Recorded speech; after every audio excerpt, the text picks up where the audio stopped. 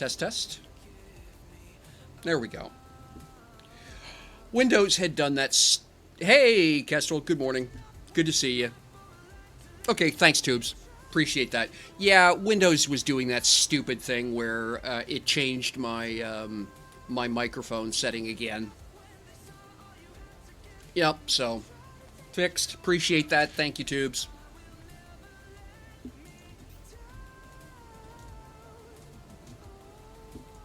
So yeah, working on the beast a bit. I'd forgotten just how much room there is in an L core was what I was saying. So yeah. Testing, testing. Oh, funny joke. True story. My son's high school. Now he's graduated years, several years, but last year for the start of the school play, high school drama club doing something. Anyway, so everyone's sitting down. Yeah, theater, same here. Absolutely, Kestrel. So one of the student comes out. He's dressed like a janitor. So everyone's kind of paying half attention. He fiddles with the microphone. He kind of looks at the microphone. He says, "Excuse me, is there anyone named Michael in the audience? Just raise your hands, please." So a few people raise their hands. Could you stand up, please, if your name is Michael? Could you stand up, please, if your name is Michael? So a few people stand up. So, okay, great. That's all I needed to know. Mic check complete. And he walked off the stage. I heard that, and I laughed, and I laughed.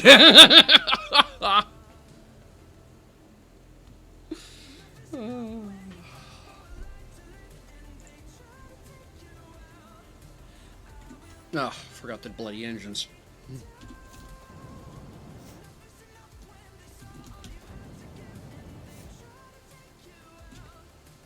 Wow, Kestrel. Okay, you did it. Yeah, way more time in front of the board than I did. But yeah, respect. One of those underappreciated parts of the equation.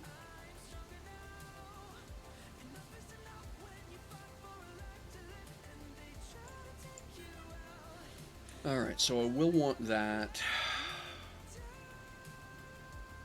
I'm kinda... Oh, I do have a pair of uncommon freights. Let's grab those as well. Okay, you're looking for calcium now. That's fine. You're doing your thing. So, having fun with push buttons and electricals. So... No, not just fart. Here we go. And activate. So... Right, door closes up, and the force field retracts when it activates. Got the guide lasers, the double doors open up, and yeah, lights change. I'm liking.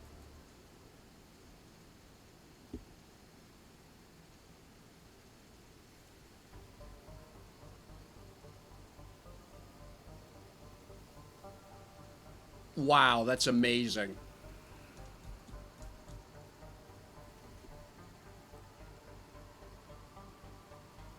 Oh yeah, Kestrel. That's where I got my start too.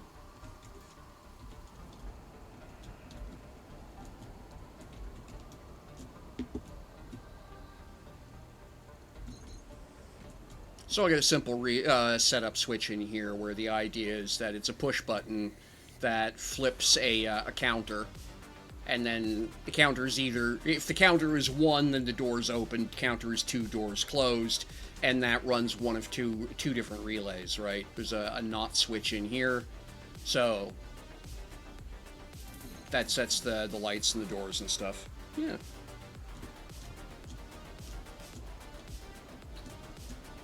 So let's get some more engines on this thing, because it desperately needs it. How am I going to do this?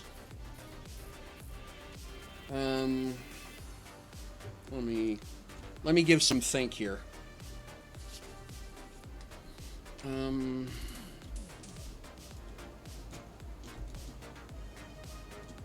Okay, let's...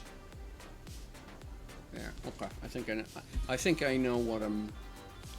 I'm not convinced I know what I'm doing, but I can hum a few bars and fake it. Okay. Let's start with. Okay.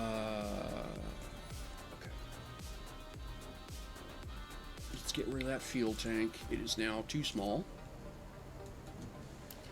We're going to move the shark fin over here just to get it out of the way. I'm going to shuffle. Nope, not that. Stop that. I'm just going to pick it up and move it here. That will do. 172 will do.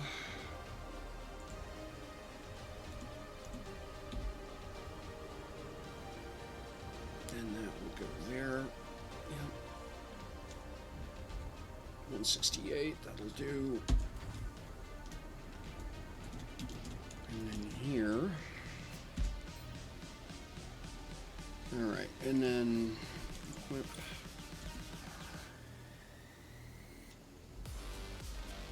We'll put this one here.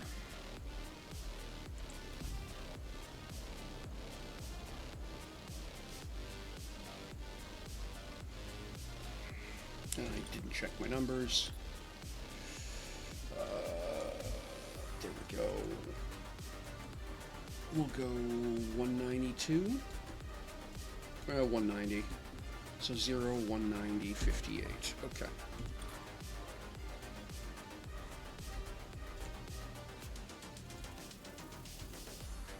Yeah, just like that. Okay. And then I actually want to move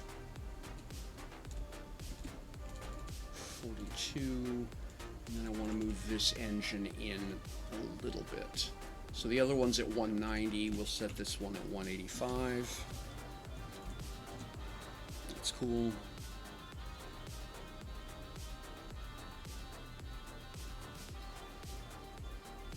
Oh wow, Kestrel. And thank you very much for the stream, for the for being a streaker. Yeah, thanks. Good, glad you're here and hanging out. All right, let's get a couple more engines deployed because this thing desperately needs them. Now, what did I do? Is that okay? You're a maneuver, aren't you? Yeah, you are. Okay. Well, bark. I've got the wrong engine. Oh, want to show off a cool thing I did, mostly because it's cool and I made it.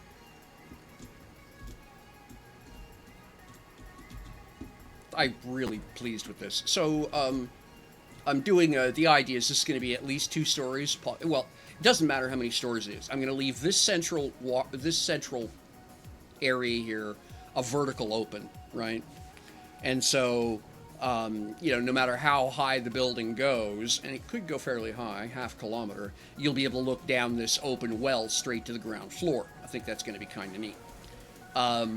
But that does basically put a canyon in the middle of the damn building. So what I've done is set this arrangement up where these force fields are red, right? Gotta be careful. But as you get close, it turns those force fields off, energizes these ones to make a bridge. You can walk across it, and then it goes safety red behind you again. And this is just going to be the pattern. And I've got another one down this end, same idea. So easy to get across, doesn't... and it looks suitably high-tech. I'm really pleased with how that came out. Took me a little while to figure out the electrical for it. But yeah. This is going to be a lot of glass, because I've got to go higher than that. I'm thinking I may bite the bullet and build an XL. So, or 2. But yeah, I don't know yet. Anyway, just want to show you that a little bit, because, like I say, I'm particularly proud of that.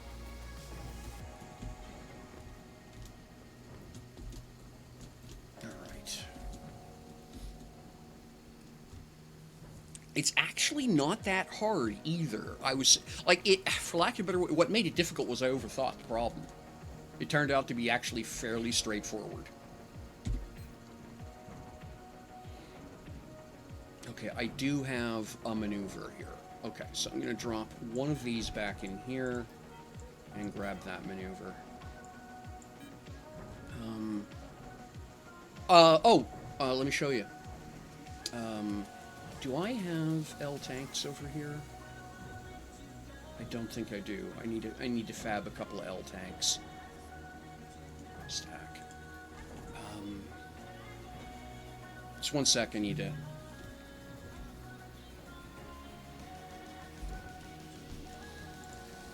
I'll show you how to do that in just a sec here.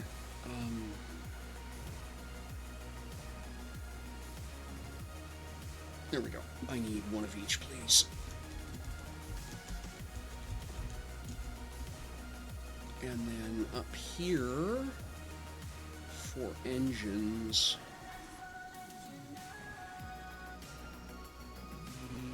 Yeah, I don't need any cycles being wasted on engine protection. I'll turn these off for now, and then apply. And Metallica has a question. So if you come up here and you right-click on the emitter, you go to Advanced, and it's a skin. And there are it's a lot of colors.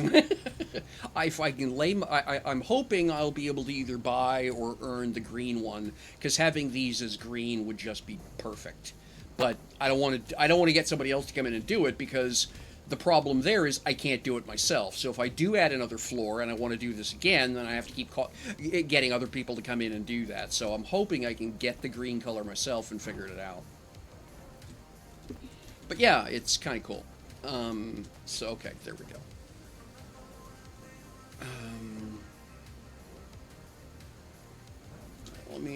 I have had a problem with Tiny Factory because I'm running Waitress, where every once in a while it doesn't realize that it has enough materials. It's a known issue. I know how to get around the problem. I just need to actually take the time to write the patch.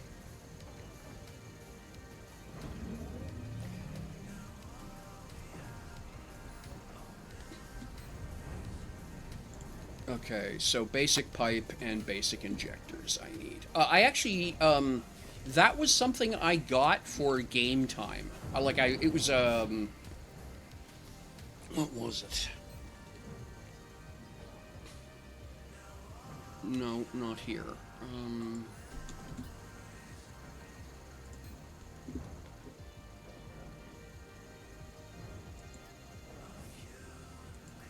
No.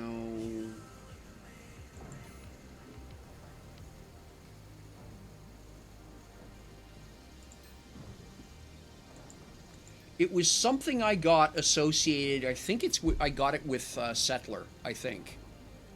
So you should actually have it.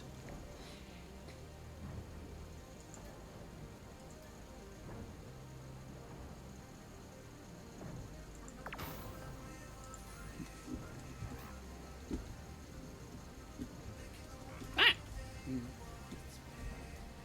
You don't know what to do because building. Oh, let me guess. I can't see my own pet because it's always going to try and hang off of one shoulder, isn't it? Oh, there you are. Okay, there. Yep, that's exactly it. It tries to hang off of a shoulder.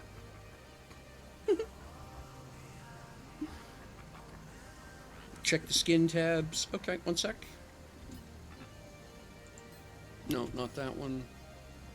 That one. Here we are.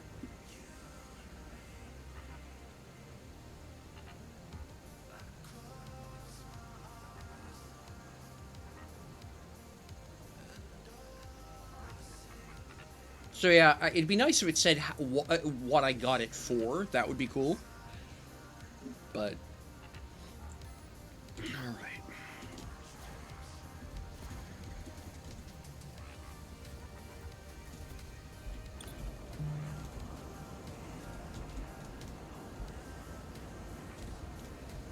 Okay, so I've got a freight engine on top.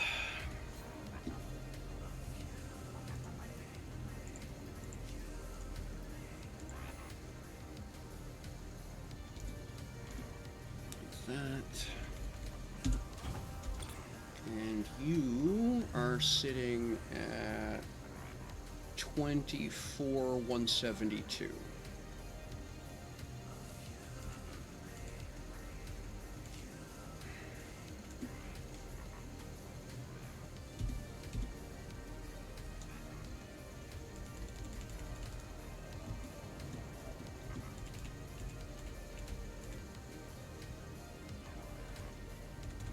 Here we go, 24,172. So that's that one. And then underneath that, and you are sitting at...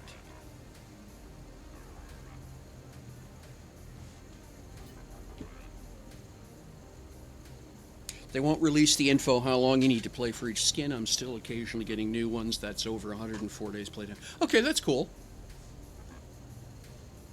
Just to...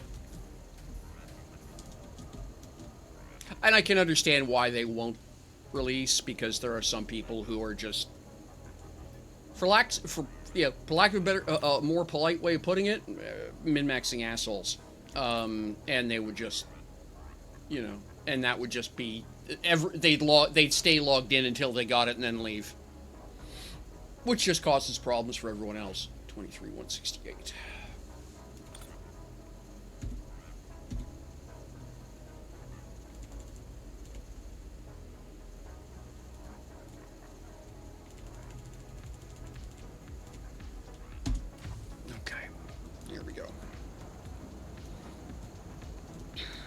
Now, what does that work out to be for numbers?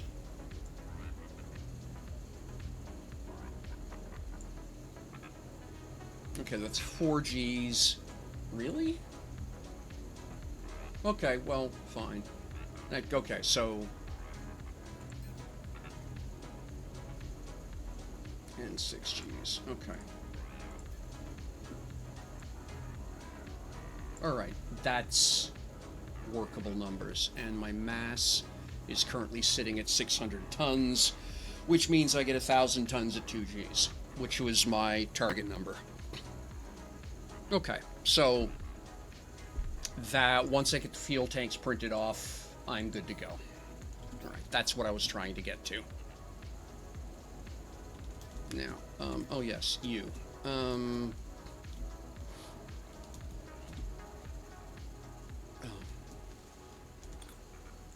Let's grab this up here. You know, that looks really out of place at this scale. Is that the... Oh, okay, I know what happened. That was an okay, that's supposed to be down here. Right, okay, yeah. Just one. It just winds up looking all just weirdly out of scale now. So I think you just go away is what happens here. There we go. And then this one. Now, do I want to double that up or center line that? I think we're just going to center line that.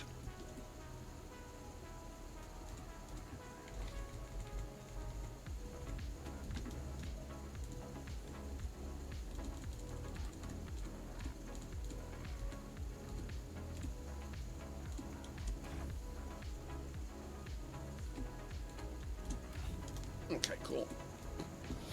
And that should give me a lot of attitude control in atmosphere, which is mostly what I'm worrying about. Now, I've got so I've got 4 Gs thrust, I got 4 Gs lift. 870K, which is more than enough to angle up and get out.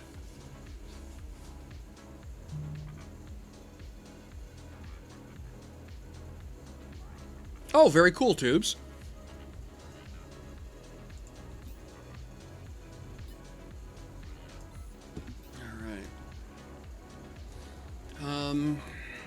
So at this point, it's decoration and voxels. Like I say, you just get those 2 fuel tanks printed, atmospheric, and then the atmospheric, and then space tanks, one over the other, center lined, and this thing's good to fly. And then, like I say, it's just decoration. And that's going to be a lot of decoration.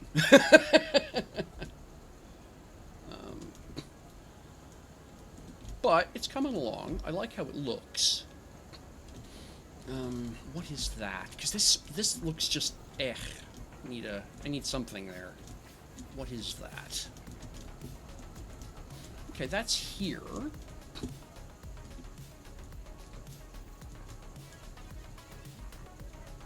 So that would be just about the middle of that big blank space. Well, thank you, Toots. Appreciate that.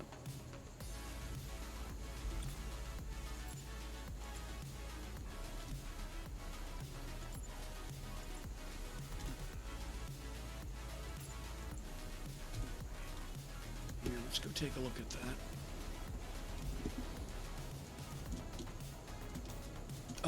Okay, that's not at all where I thought that was. I mean, interesting, but no.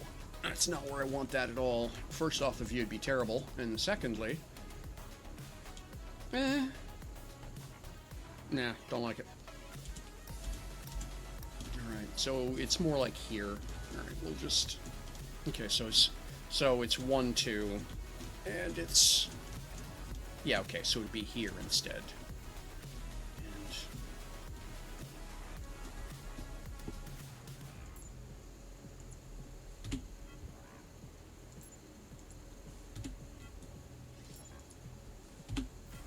Let's see where that winds up. Is that... Yeah, that's a bit more what I was thinking. Okay. Yeah, that'll break that up a lot.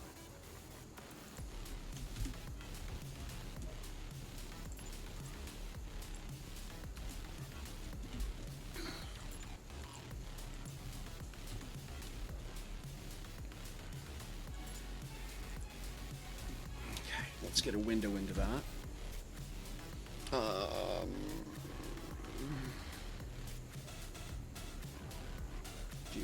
That's armored XS. That's not what I want.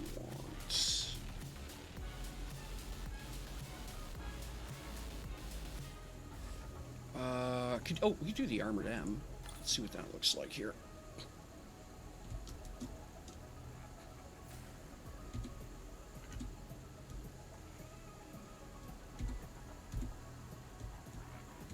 Come on now, don't be like that.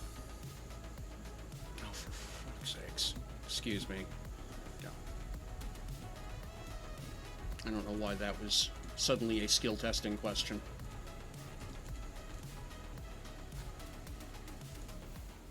Do that. Up a bit, maybe? Yeah, up. Yeah, like that. Okay, let's trim this out.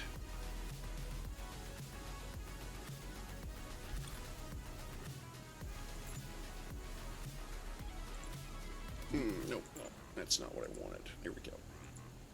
And goodbye. Okay, that's cool.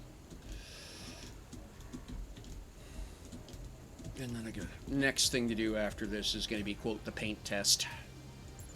Actually starting to convert some of the voxels here over to the colors I'm gonna use. There we go.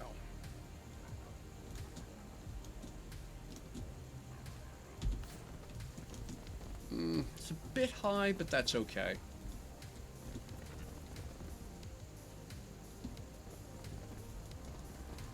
A little bit of shuffle demon going on there. Okay, that's fine.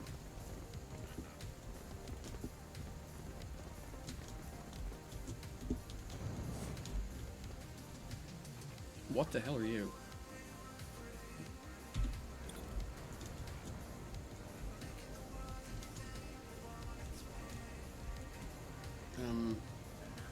I don't know who you are, but you're really not welcome.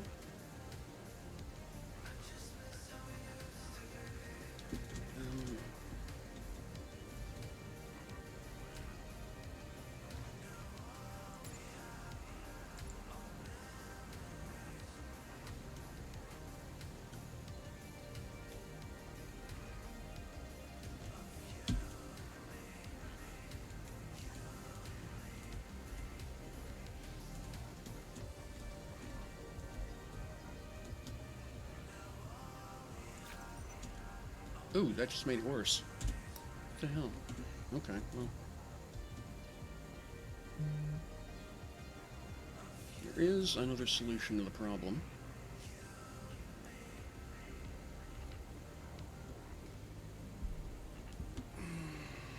Just 1 sec.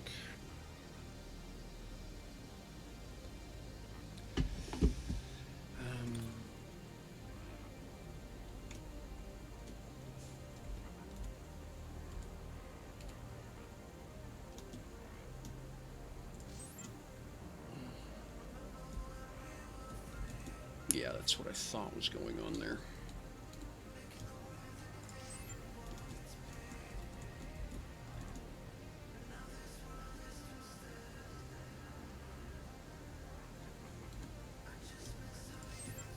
Ah, bother. Oh well. We'll log back in here. Yeah, 117 players. Let's see, so we've got 117 and 41. That's 158. 160. 1, 2, 3, 4, 5, 6, 7. So yeah, almost 170 players across. Hey, Lord Dragon, good to see you. So that's impressive. 170 players doing do. Happy to see Third Verse is taken off. They've been posting some good numbers lately. Yeah, there's a certain, particularly on weekends, I'm sure that is part of the equation. Is folks picking up those juicy skill bonuses or credit bonuses?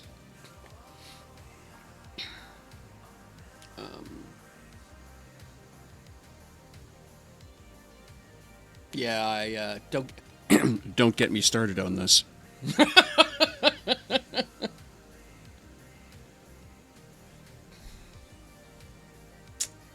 Yeah.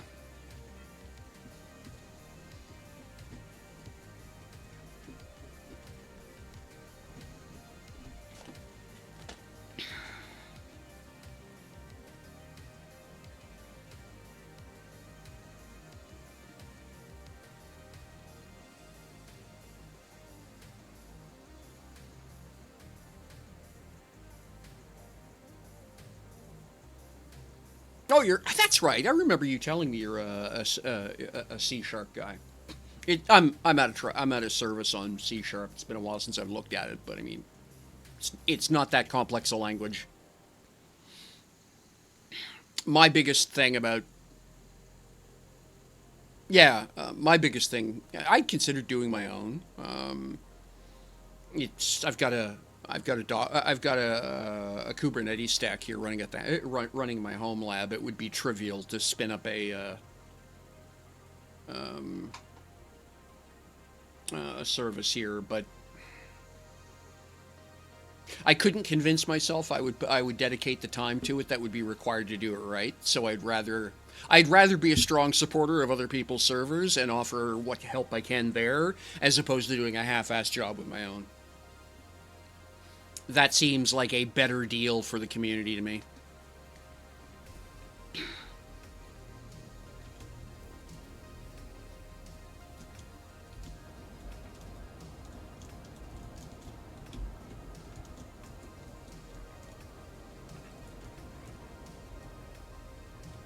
And now what I'm going to do is do this.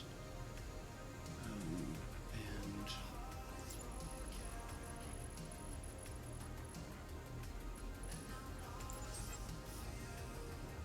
yeah, that's what I thought. And then let's...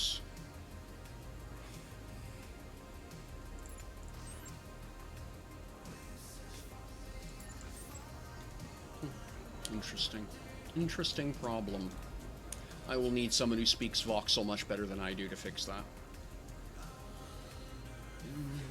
Let's try something here. This almost never does what I want, but it's always fun to play with it. Go. Right.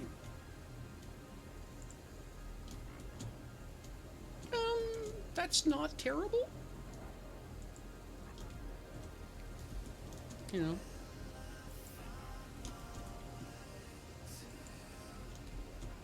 Yeah, that's actually doing a pretty good job this time. Yeah, cool. Yeah. Oh, I forgot I deployed that thing. What the hell's that? Okay. Yeah, the problem I have, so, and you know, how do I explain this? How do I explain this politely? The problem is that people who've got the personality required to spin up a server are very rarely the kind of people who are going to share their toys well for fear of someone screwing something up. That has been my personal experience. I look forward to being proven wrong by several servers. You know, my usual political joke, right? I'm happiest when I'm proven wrong. Unfortunately, I am very rarely proven wrong. That's sort of the state of affairs, particularly when it comes to fandom.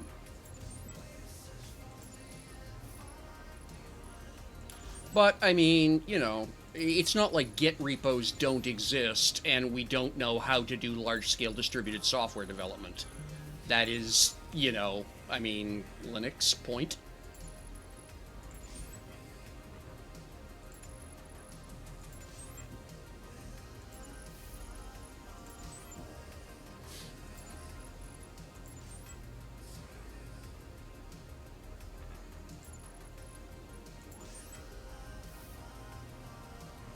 Okay, that one's just going to have to get sealed in the old-fashioned way. And by old-fashioned, I mean plugging it full of voxels. There we go.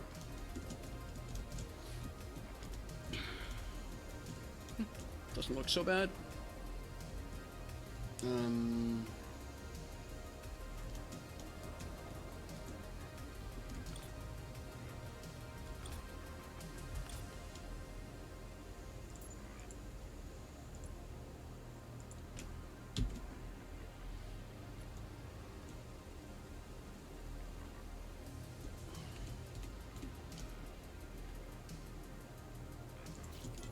Oh, good of you to show up. Thank you.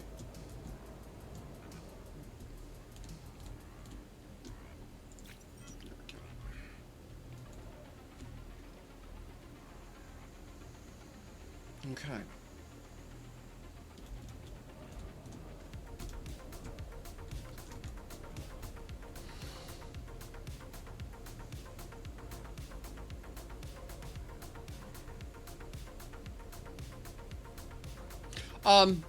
So what? So me talking with Jimbo and Lunar in private chats and stuff. The hardware's not the problem. The problem is the network stack is buggy as fuck.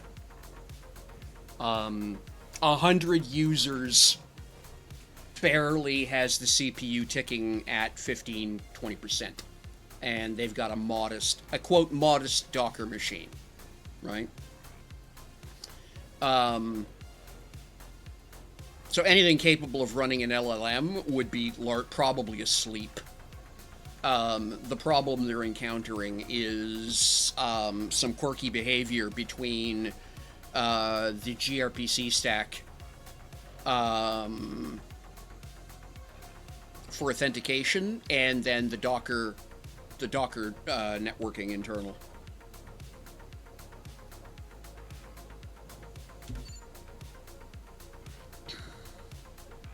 Yeah, it's they like I say, they know what the problem is. They're just waiting for Bearclaw to fix it. And that problem is exacerbating all of the other problems, is sort of what's going on. All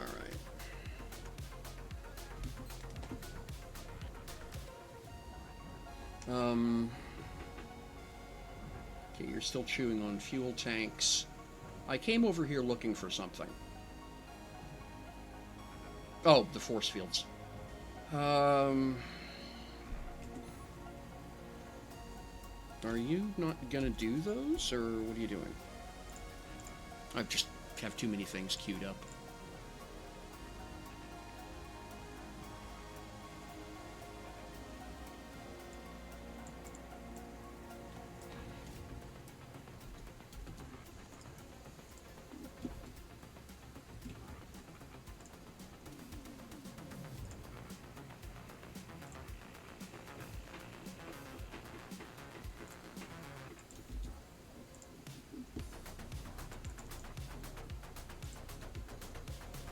pretty sure that's my problem.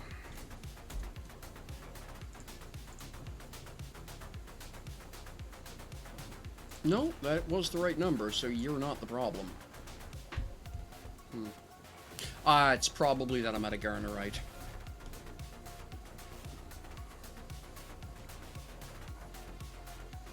Alright, take care of yourself, Tubes. Thanks for dropping in. Appreciate the lurking.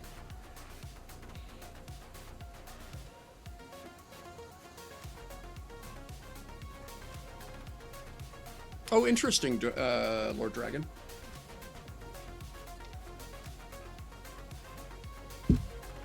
So the core application itself is written in C, and it's a compiled app CPP, right? So yeah, while the modding is run in C#, all of the stuff that basically needs someone to take a hammer and chisel to it, is written in C++.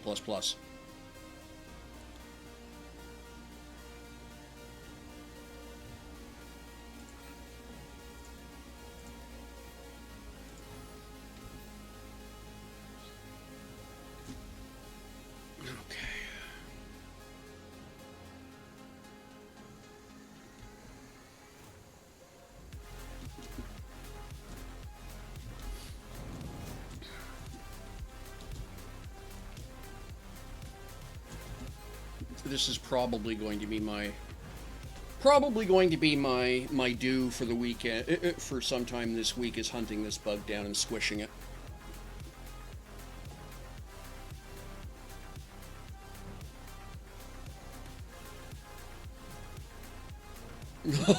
Oh dear, Kestrel. Oh dear. Basic pipe and basic injectors. Okay.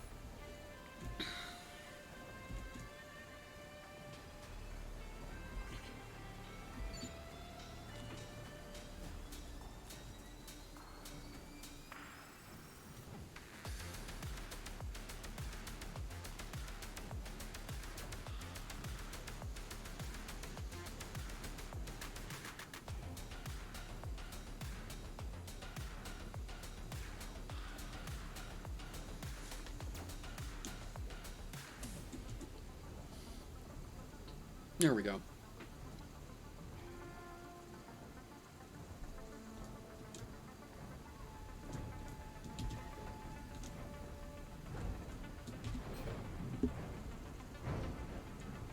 Okay, 46 minutes.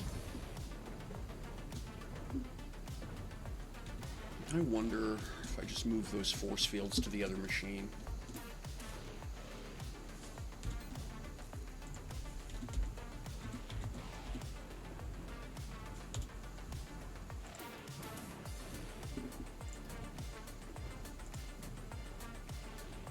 Yep. I'm out of Garn. Okay.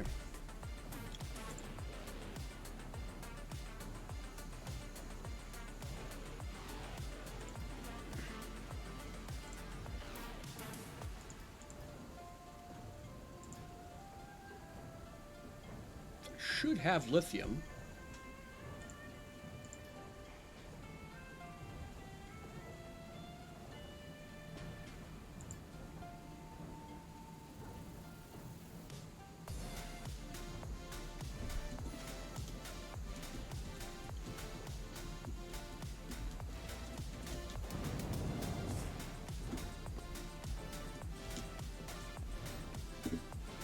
Oh yeah, 4,500 liters of lithium. That's not the problem.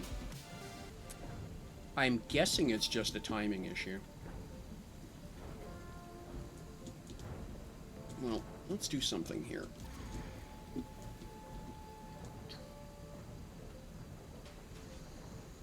Okay, you're back off to the races. Thank you very much.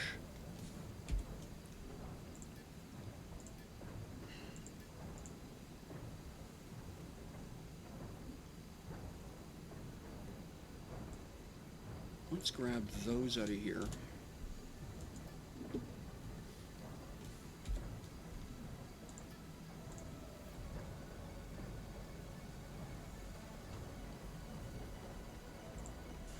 Yep, you can go there. That's fine. And I'm just gonna do this, because, yeah.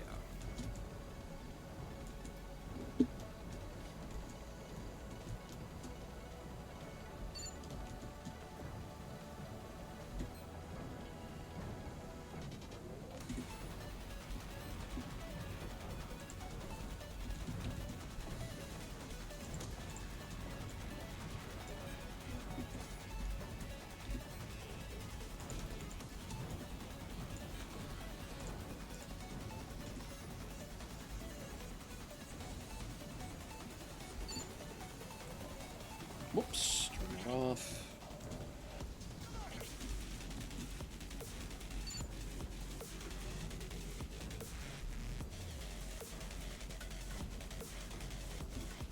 Yeah, I haven't heard of real time, so that's interesting. Or space time.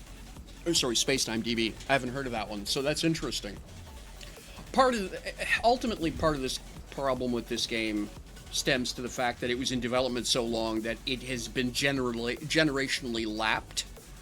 A lot of the things which were Bitcraft Online, okay, cool. A lot of the things which were, gosh, jagged frontiers in things like network design, back-end design, stuff like that, were, when this game was originally conceived, are now well-established, trampled territory. But this game doesn't benefit from any of that progress, right?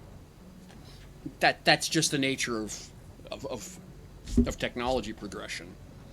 And if if you're constantly chasing the new wave, you wind up with problems like CP 2020, or your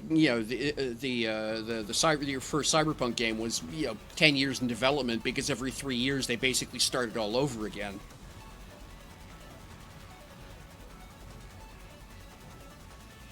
That is stunning, Lord Dragon.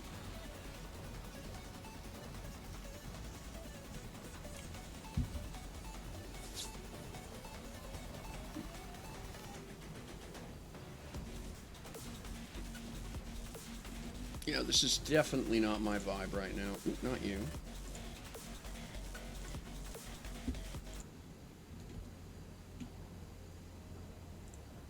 There we go.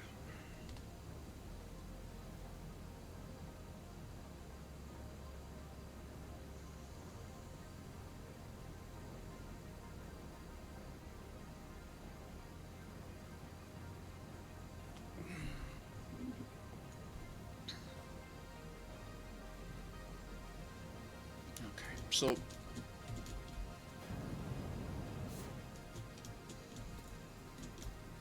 got 2 on that side. Did I do the mirror over here? No, I did not. I'm missing a pair.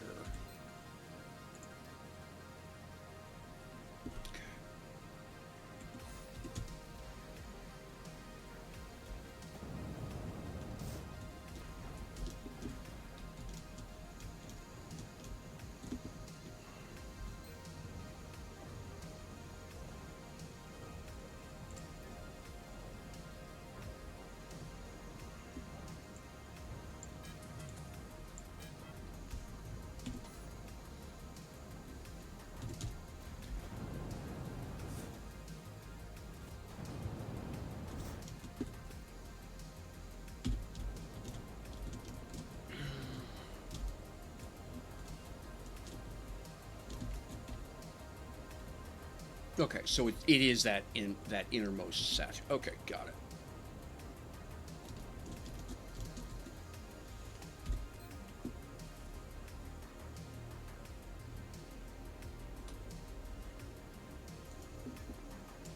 Yeah, that was, when Star Citizen first announced that they were gonna they just sort of given up on trying to use everybody else's stuff, and the first thing they were gonna do was write their own game engine.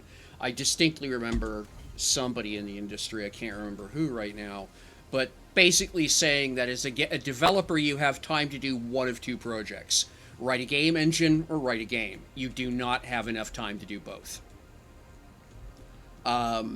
And SC is what happens when you ignore that truism.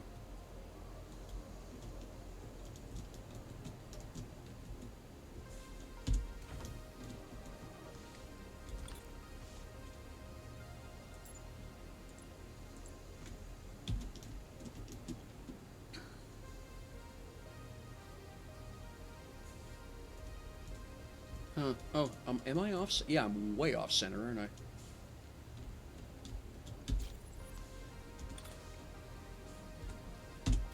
There we go. And then,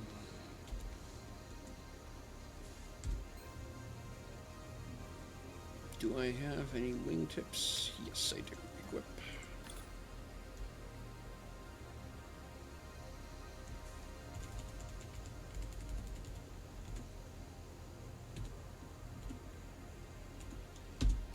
Here we go.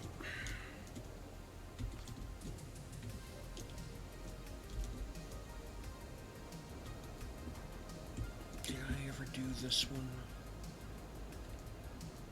No, I didn't. That's what I thought. There we go. That's okay. Cool. Yeah, starting to come together. Not sold on what to do with this yet. I think this is too busy, and I think this needs to come out of here. I think most of that should just be glass.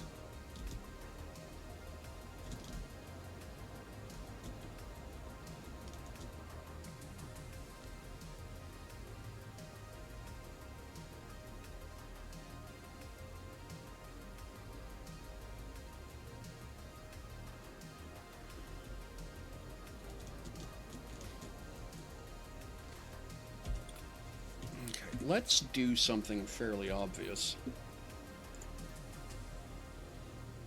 Okay, let's delete this. Don't need it. Yep.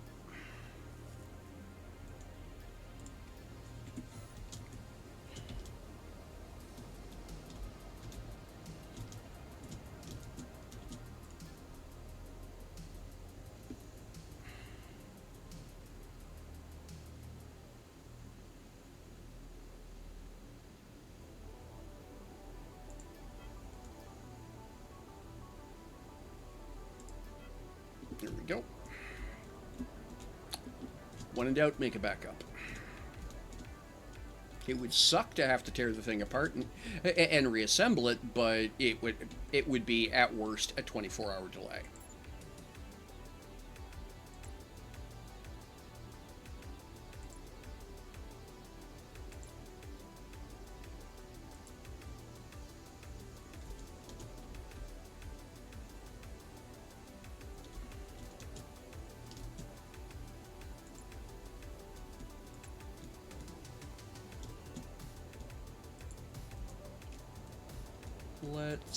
Where's that? Okay, that not terrible.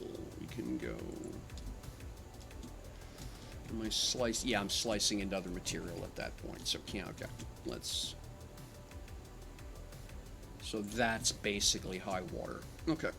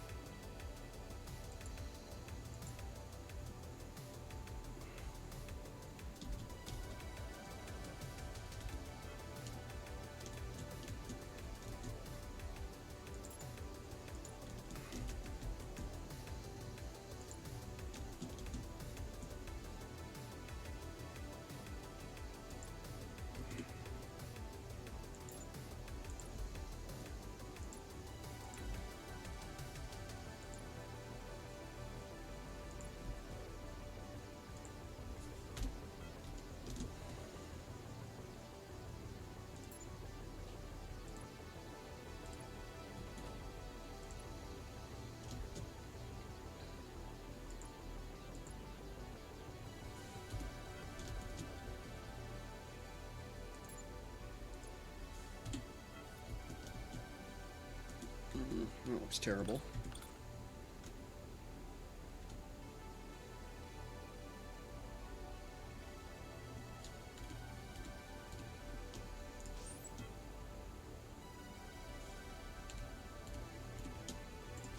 Here we go.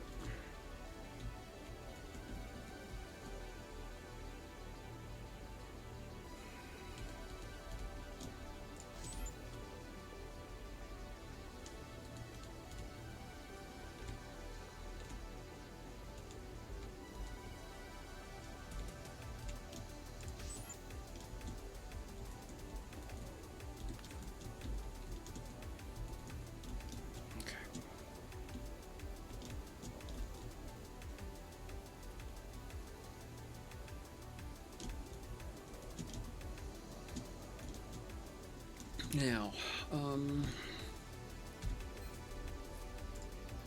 do I just have glass? Canopy, I have lots of canopy, but the problem with the canopy glass is it's long to create, right? It looks cool, but it takes a while.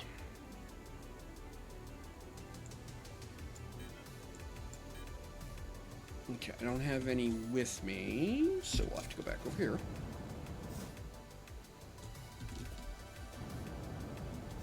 All right.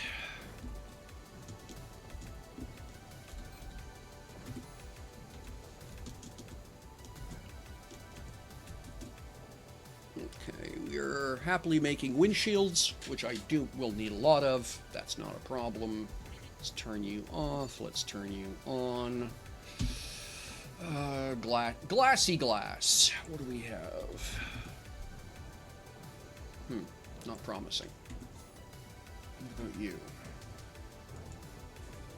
Did any glassy glass stay over here? No, it did not. I find it difficult to believe I would not have any glass in inventory. I don't have any glass in inventory.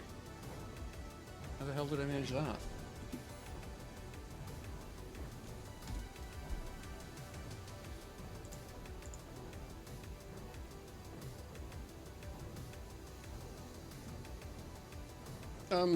You know, it probably helps if it's in your inventory options as something to create. I strongly suspect that influences how much of it you make. What am I doing?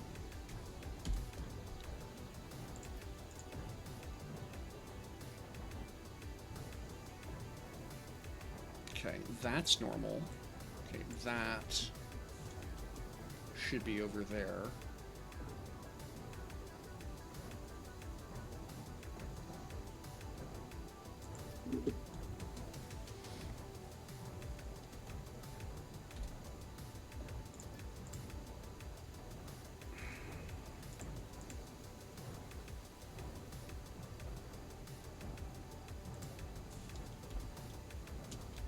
Ah, thank you very much, Kestrel.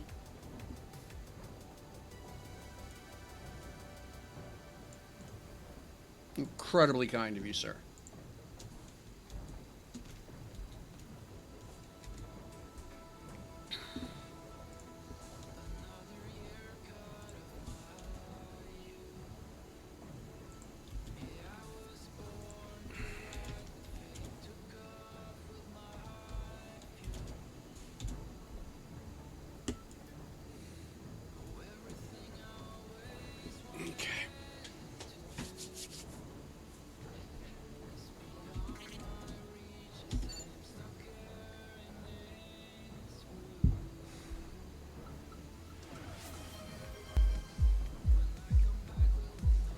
Commander, you've rained on my glorious parade.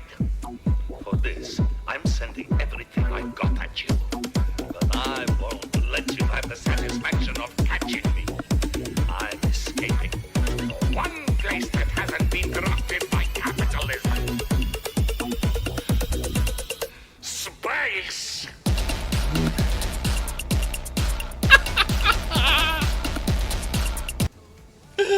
Love it, love it, love it. Thank you so much for that redeem.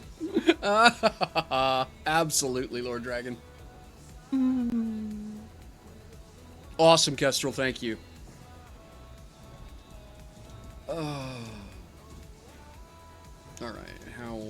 so... Okay, here we go. We're going to crank out some glass panels. That's handy. What do I have in inventory here?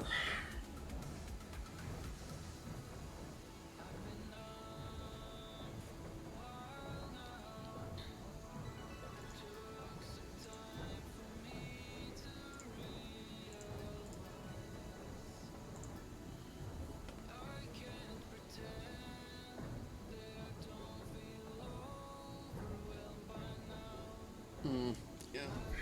Exactly not enough. All right.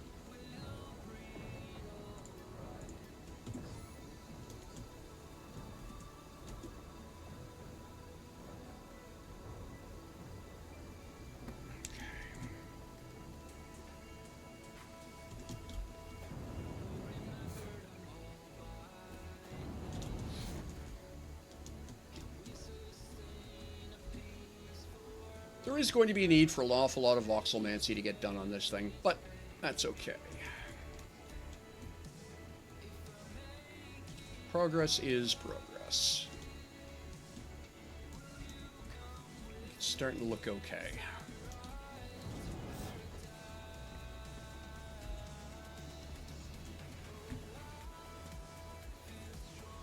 Oh, that's the other thing I wanted to do, was set up... I want the, I can't even remember what this, the multi-stage switch. Can't remember what they're called right now.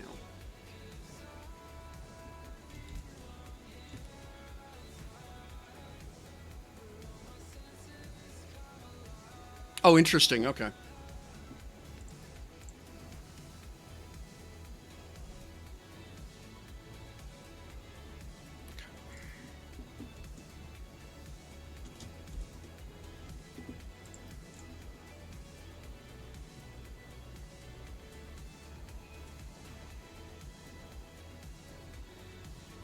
Counters, that's what they are.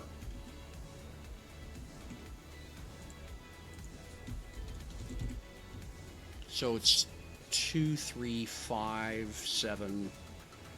A 3 would do.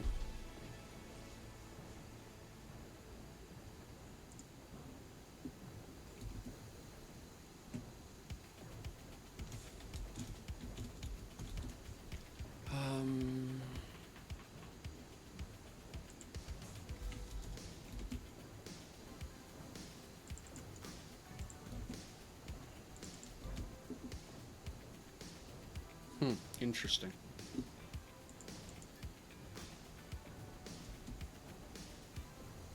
Okay, we are making progress. Okay, so those glass panel ends will be done here in just a moment. Fantastic.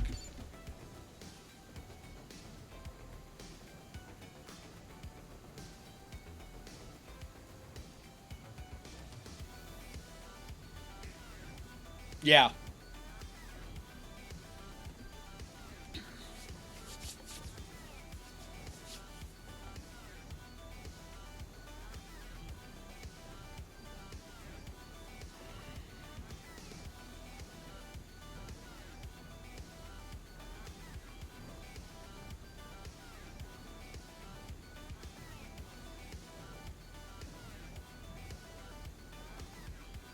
All right.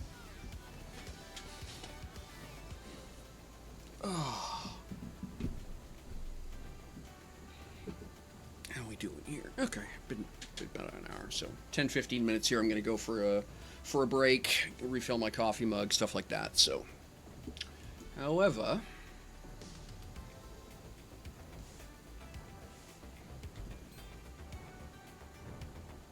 hopefully it'll knock those out fairly quickly.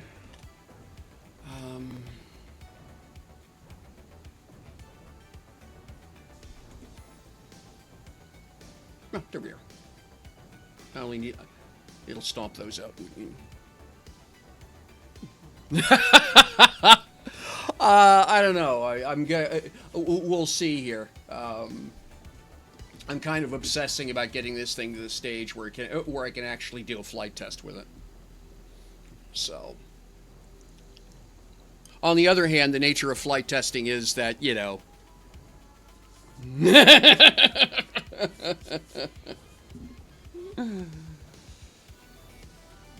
the nature of flight testing is, yeah, it tends to be boom filled. We'll use that phrase. All right, let's grab those. Let's go over here.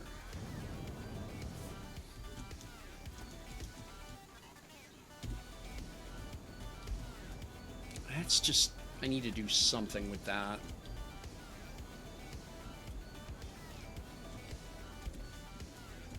A little bit of detailing with Lumi or something to get some contrast around the edges.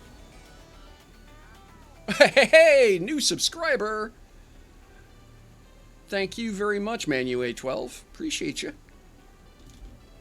Thank you so much. That's very kind. Let's scoot in here. All right. Equip. Drop one of these here.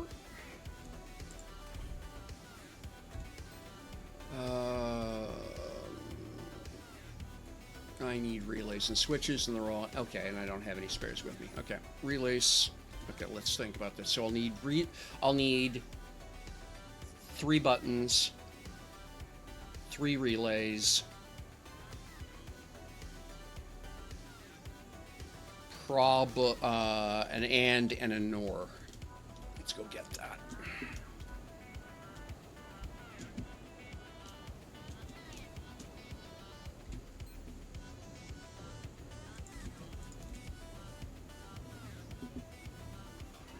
I have 2 relays.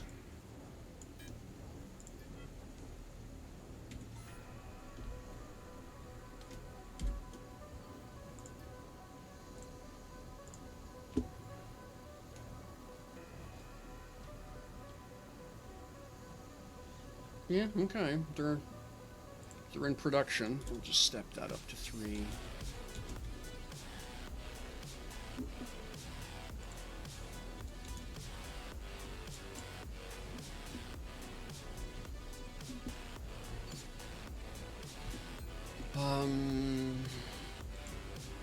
Hopper. We need one of those. We'll need one of those.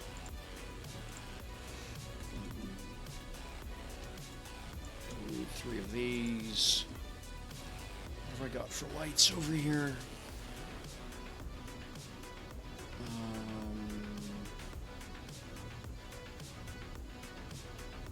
Probably. Okay, so I'll definitely need. Okay, the excesses are okay, but I think. And then probably we'll need 3 of those. I think that's everything. Let's go find out.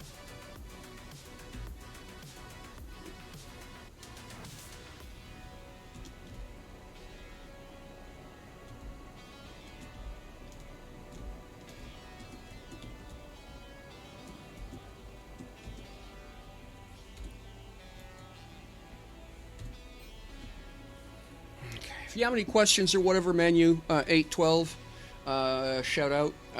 Si français est meilleur pour toi, tu peux parler en français aussi. Mon français est un petit peu pourri, mais je sais. Okay, so yeah, I speak English and French. So French is kind of rusty some days. So, but if there's anything you need, just give a shout out in chat. Love to hear from you. All right, so 3 buttons. Equip. I'm just going to put these 1, 2, and 3. And then we're going to put an OR on this, which is going to go there.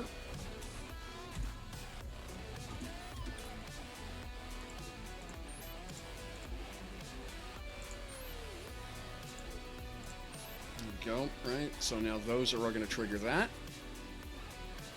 That is going to drive the counter. Now, signal 1, signal 2, signal. Okay, cool. And then we're going to go here and set up a relay on both sides. Like so. And then we're going to take signal 1, or signal 0 in this case. 0 will go here. Probably could have gone... Should have gone with a 5. All right, I'll replace it. For now, I'll use this, but I'll replace it. All right. So that does that, and then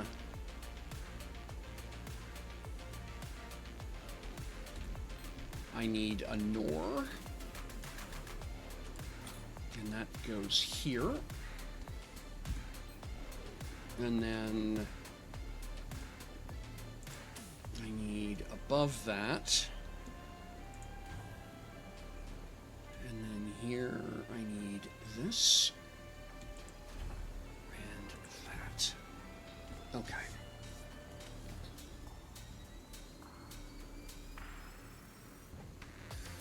Oh, glad you... Okay, cool. Prime's sitting there waiting for someone.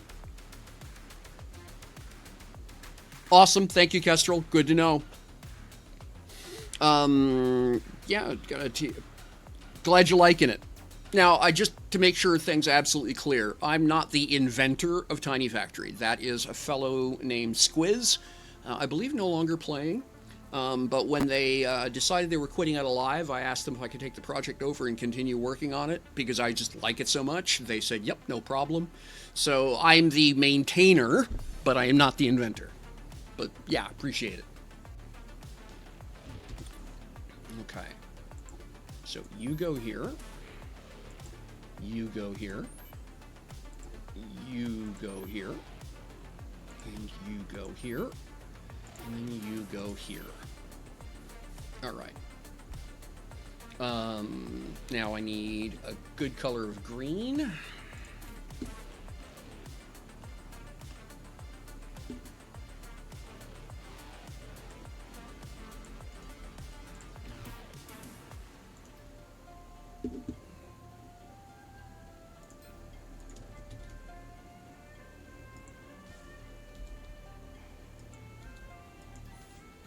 Good color of warning.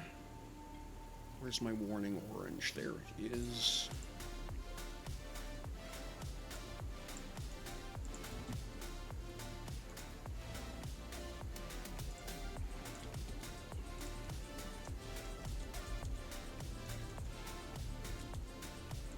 There we go.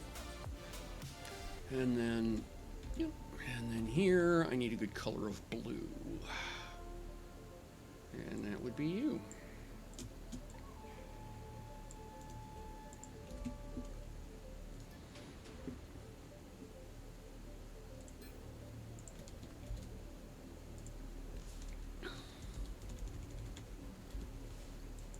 Okay, and this guy I'm actually going to set blink. There we go. All right. So then the next piece is that from here I go to this door, and then from here I go to that door. So now I'm on 1. I have a value. I should have a value of 1 right now, which is yes, that's open. Press it. They both close. Warning light comes on. Press it again, inner door opens, green light goes green. And there we go. Nice.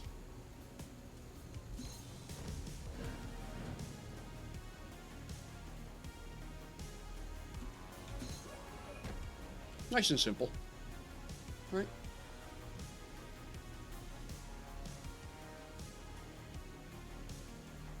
Squiz has registered in the settlers. Awesome. That's great news. So yeah, I like that. That works pretty well. I'm just going to hydraulically force that open, and we're going to relocate some switches now.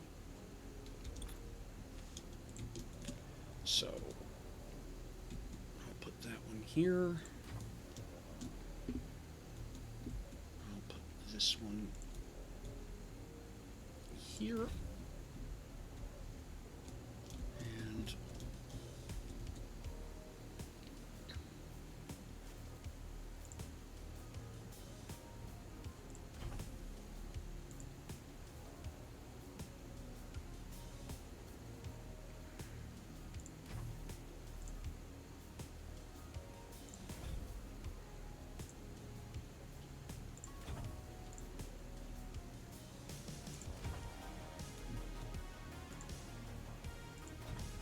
go.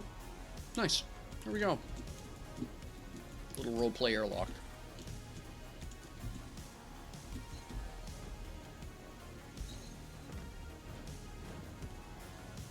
Now what I should do, next step, is put lights on the outside, right?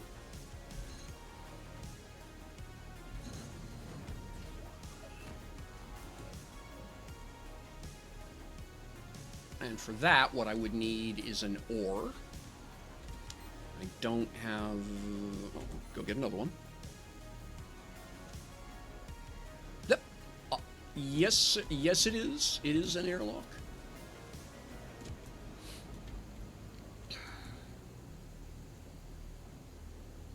Looking good.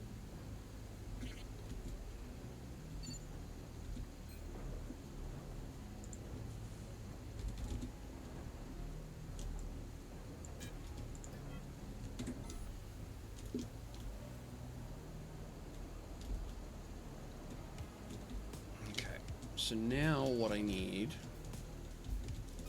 we'll just do this over here.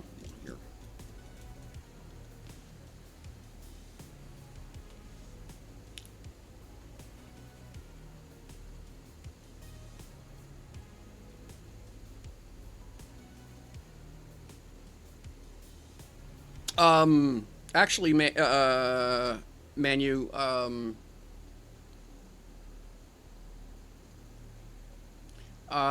the answer to that question is yes.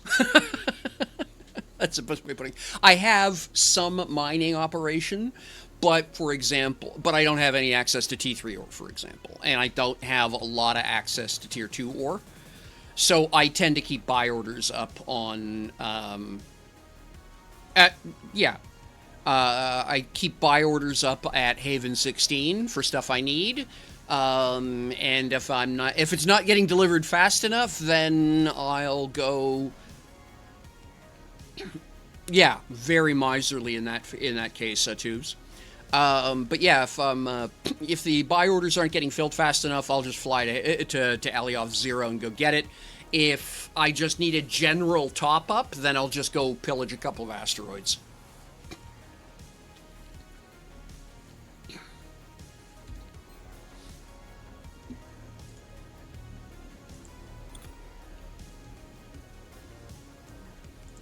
Okay. So that... Now, here's where things get a little weird. So, we go back to here, and this comes out of plug number 2. Signal 1, which is 2. Right. As well as this relay. So, if either of these are on, then this outer door must be closed. I could have done this with a NOT switch and said, keyed it off the door, but this is... For lack of a better way of putting it, this is better practice for me. And then if that's the case, then what I want is a light equip, which we'll put here for now. And we're going to make that light... Oh, love this track. And we will go with a nice hello, please pay fucking attention, red.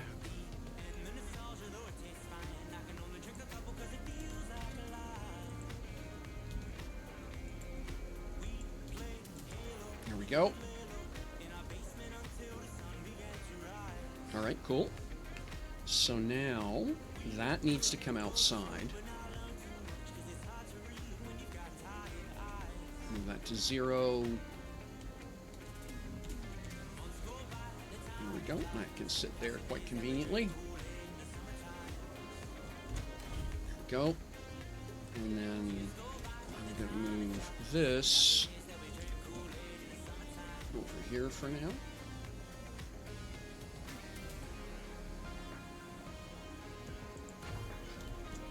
And then, so now, yep, that's correct. That's correct.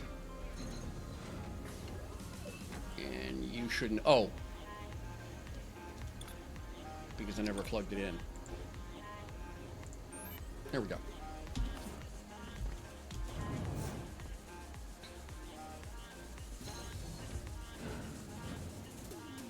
Nice.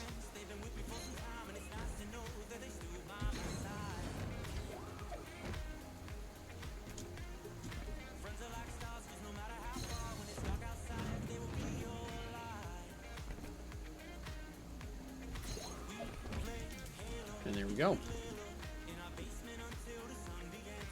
All right, cool. I'm getting a kick out of doing little stuff like that. So I've actually picked off a couple of rares lately in the blue zone, not far from Alioth. Oh, that reminds me.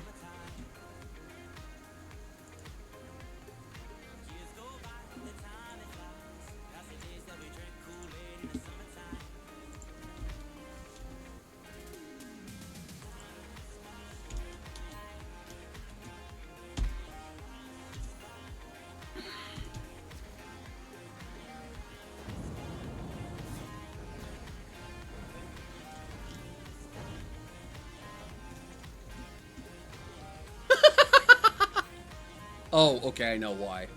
Okay, that was just a lag issue. So yeah, that's a basic.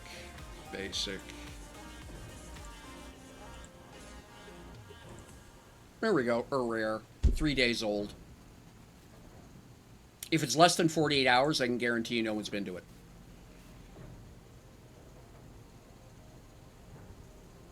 Like, there's an uncommon. That's, yeah.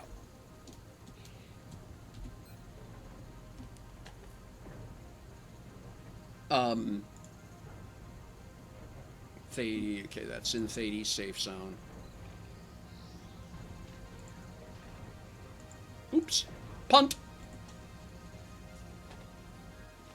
That is in fact the case, yes. The asteroid spawn range is coded to the asteroids. They have 100 examples of each of the different categories. So it's a lot of files that need to be edited. So when they changed the size of the blue zone, that's great, but it didn't change the behavior of the asteroids. So now the blue zone includes some of the area that the rares that used to be hostile space. 125. Wow.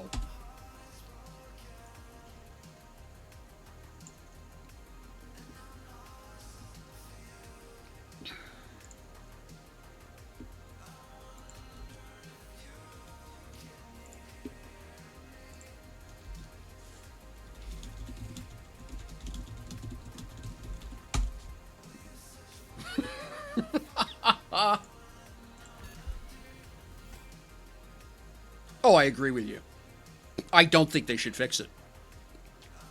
Hey, Willie Ken, thank you very much for that watch streak. Appreciate you.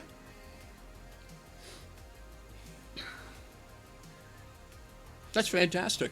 Really appreciating you folks for the loyalty and the willingness to hang out, keep me company while I'm gaming.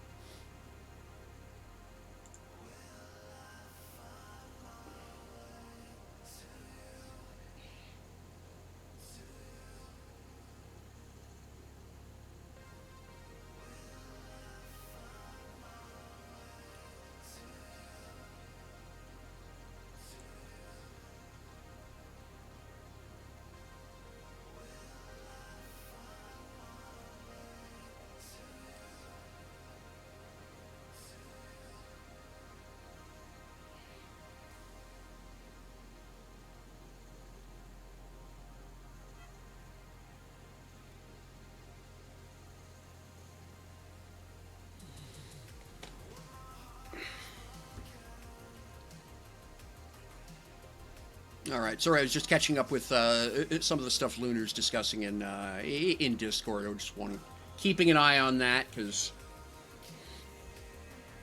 yeah.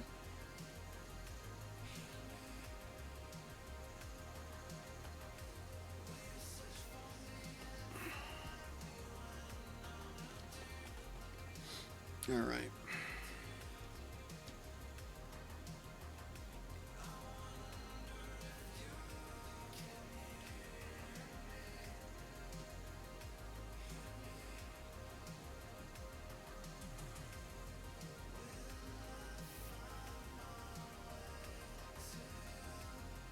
Yeah, so Kestrel, the like I say, with the bit with the asteroids, that is, yeah, it's a known, but it is so low an issue compared to other stuff that Jimbo wants to work about. I do not suspect it's going to be patched out anytime soon. I know it's on the hit list, but I don't think it changes enough for them to stress about it right now.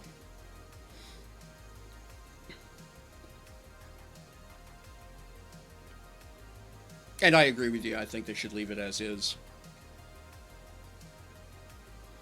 Gatekeeping content behind PvP is not my preferred solution for most MMOs.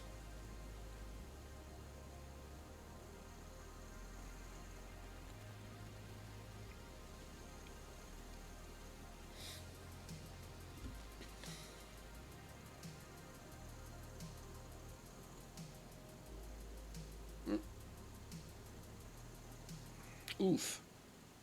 Slightly grindy getting logged in here.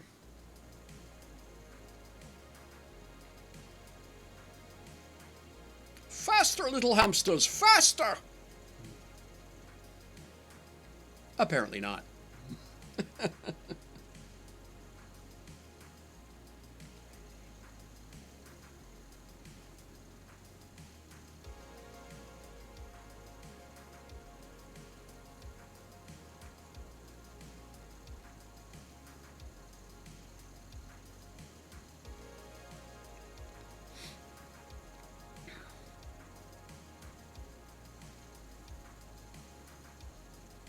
Oof. Okay, this is very grindy.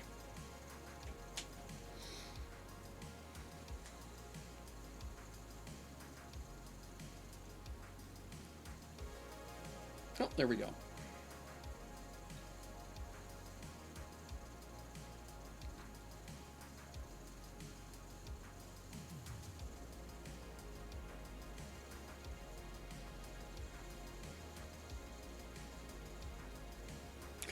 One thing I appreciate about this actually is that, for lack of a better way of putting it, it's showing a lot of people, the sausage side of the equation, and I think that's valuable.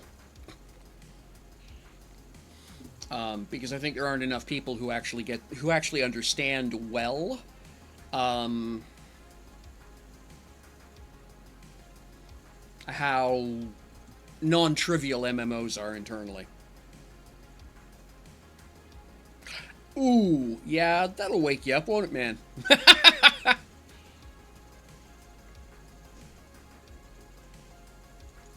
That will certainly wake you up.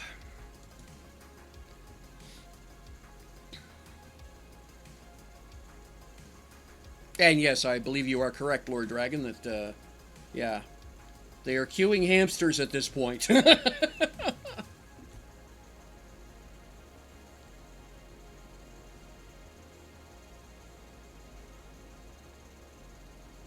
I'm oddly pleased with how well the silo turned out.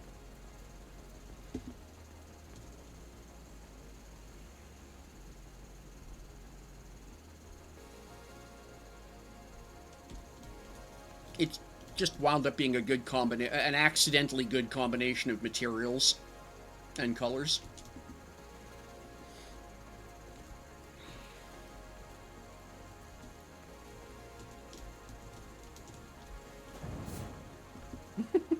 We may be here for a minute before all the elements pop in, but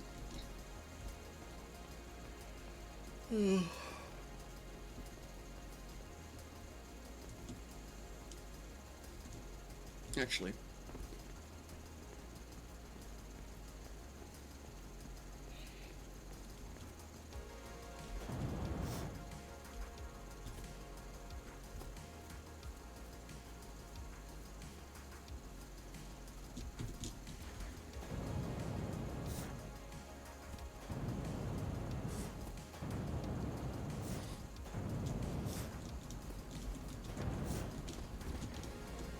So to get back to the original, yeah, it's a lot of people on, and yeah, network side foolishness.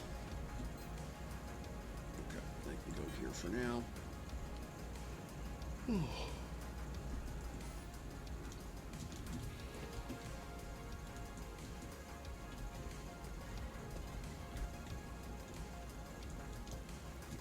But yeah, to get back to the ore discussion, I'm running 4 miners here for this tile, which basically keeps my basics available to me, right? That's just a constant trickle.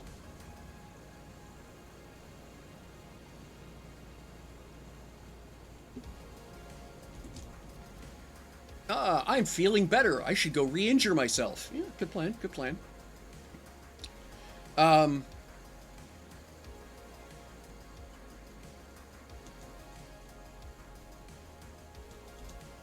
oh, fantastic, Tubes. Yeah. Yeah, you're just making some space for somebody else to be able to play. Sacrifice for the greater good.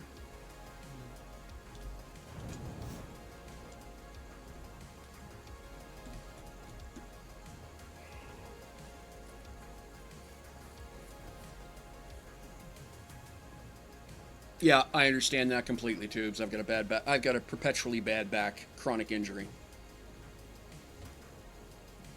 Yep. So, um, well, here, easiest way to do this. Now that I've successfully logged in, I'm going to probably throw myself out. Let's test something.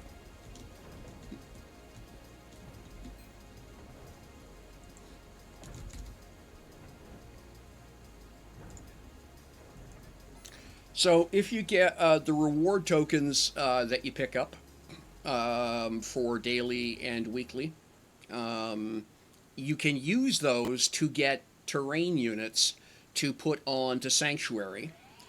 And Sanctuary is nothing but tier 2 ore. It's locked at 25 liters per hour. Oh, yeah, Van Herk. There's a reason I'm not in a hurry to move off Haven right now. Hey, welcome in. Good to see you.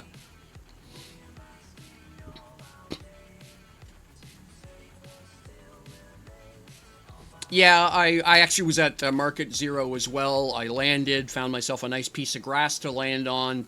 Thought, well, yeah, it'll zone in a minute. And moments later, a starship zoned in above me. I thought that's probably not a good sign. And then, over the next 2 minutes, Market Zero put itself together, and I had managed to land under a platform. So, yeah, couldn't fly out, had to drag the ship out to an empty spot so I could leave. So, what I've done here, Manu, is I've got 3 tiles set up.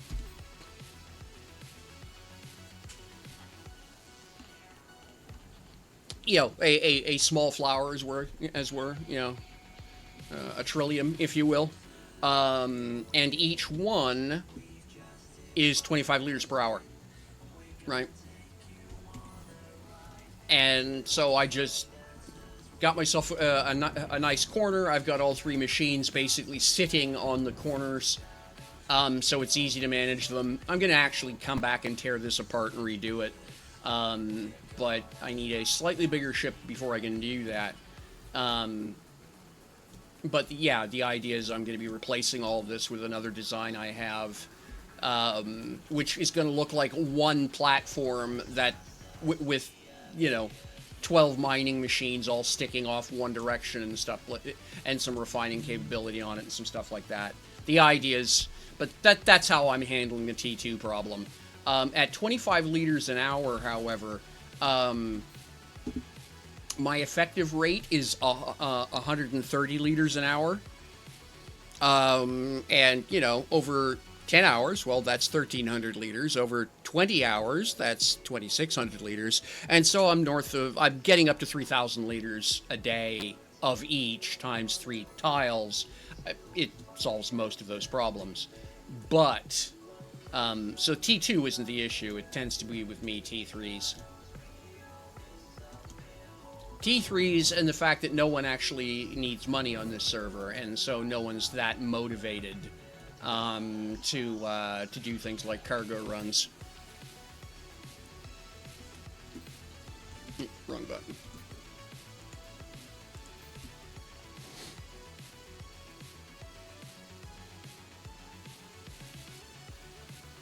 Oh, wow. Yeah, okay, Van Herk. Yeah.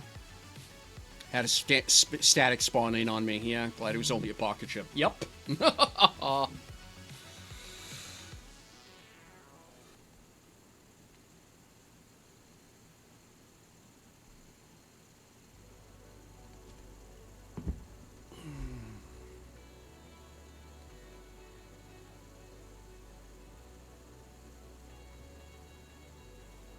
Okay. I'm gonna take a short break while I respawn from spot to spot. Go refill my coffee mug. I will be right back.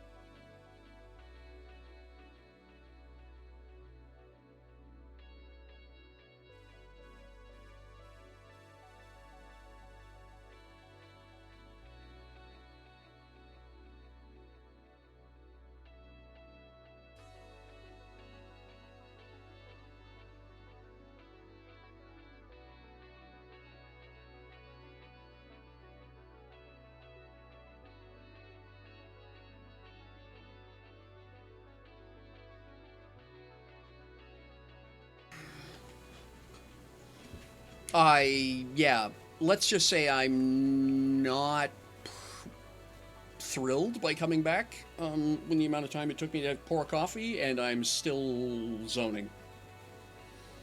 Again, I suppose I could ask for a refund, but you know, that seems cruel.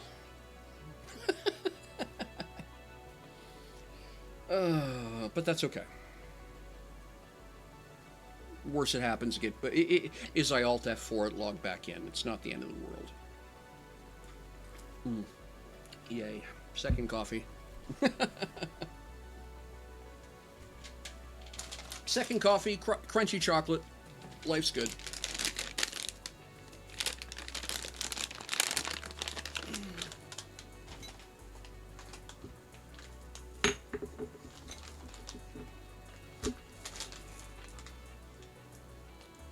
Okay.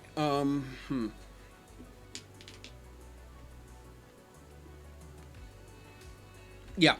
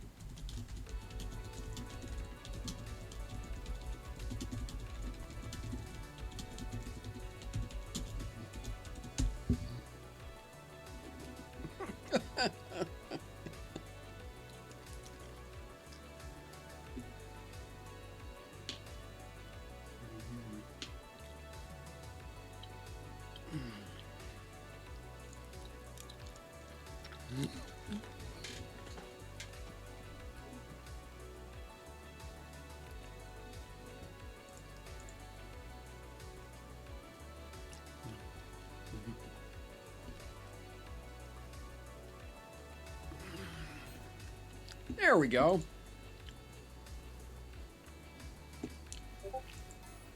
Slow but working.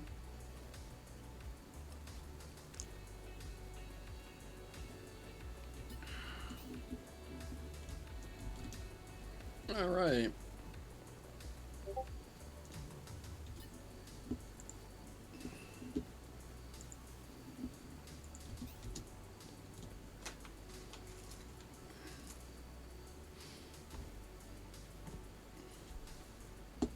All right. So yeah, I'm having fun with the electronics part of things. It's wasn't something you did a lot of in the on live. For some reason, it just I was more interested in the programming boards and the what you could do with LUA, but for lack of a better way of putting it right now, yeah, I'm not that interested in spending my free time coding right now. On the other hand, building unnecessarily complicated if-then or electrical circuits seems to be doing it for me. So you know, shake my head. Tired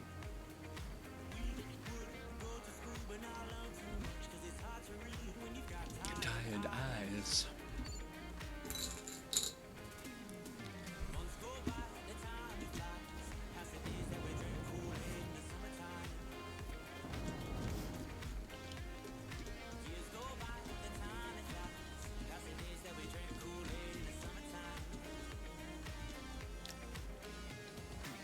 Yep, absolutely, Lord Dragon.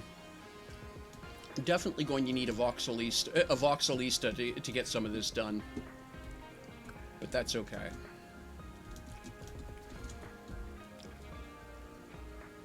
A bit of brutalist architecture is not necessarily a bad thing in a industrial ship.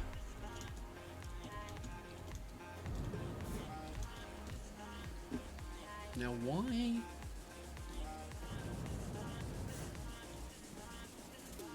Huh. How did I wind up?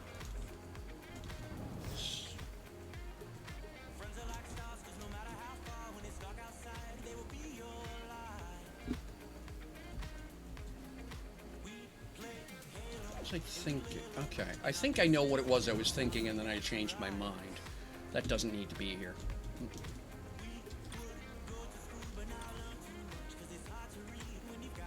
Not target not fully loaded. Yeah, it's a bit of a brute.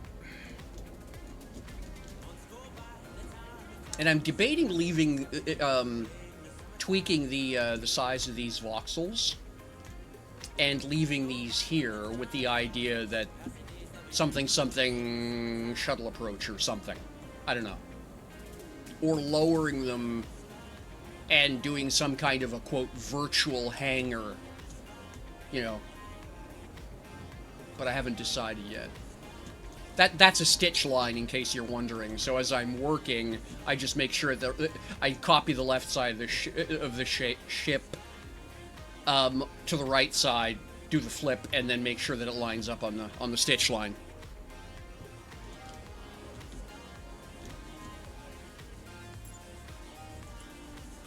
There we go. Get rid of you. Yeah, that should be there. Shouldn't have a chunk missing out of it, but that'll fix itself later. And yes, I am unnecessarily pleased with the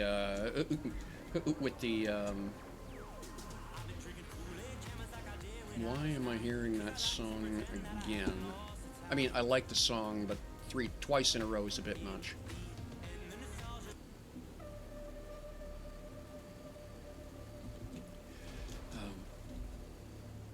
And so yeah, I'm unnecessarily pleased with with this. I do want a bit of something here, though.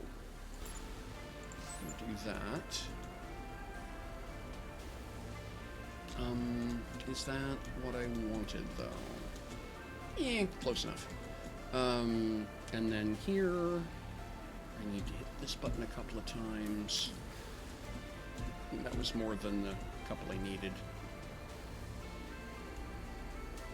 There we go. That. R.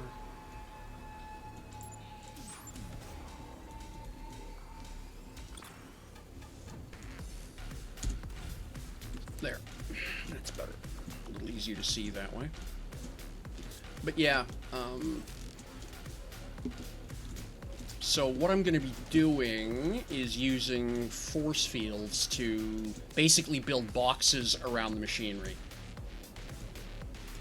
Any of the equipment that's, quote, outside the hull here, the idea is I'm going to wrap it in a force field. And then, initially at least, on the bridge, I'm just going to hook up a button that you can hit to turn those on or off, depending what you want to see. But again, the idea is to, the idea would be to actually tie that up to a telemeter that can register how high off the ground the ship is, and then, you know, if it can see ground, go ahead and turn off the force fields. When in space, turn on the, or when not on the ground, turn on the force fields. I think.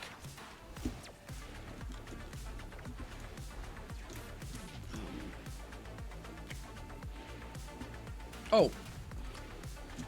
Speaking of which, that probably sounded like a non sequitur because I didn't.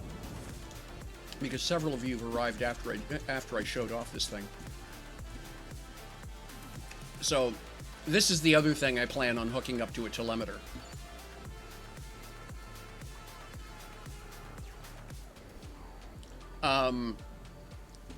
Use my nightclub randomizer so that they flick on and off, and dynamically set the speed of onning and offing based on altitude. So as the ship comes down for a landing, you'll start to see these little lasers probing around it as though it's looking for the ground, and as it settles down, more of them will be on faster, and I think that'll be a really cool visual effect.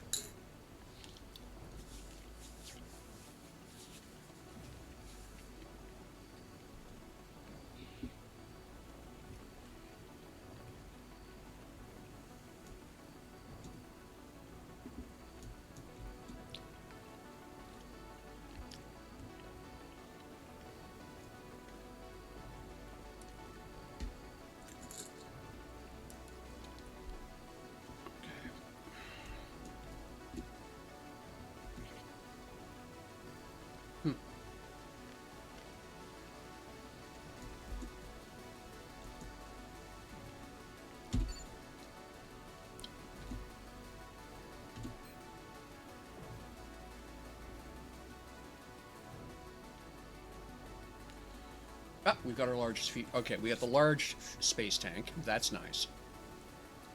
Ah, okay. We're gonna have to go for a little plane ride. My programming boards are all empty.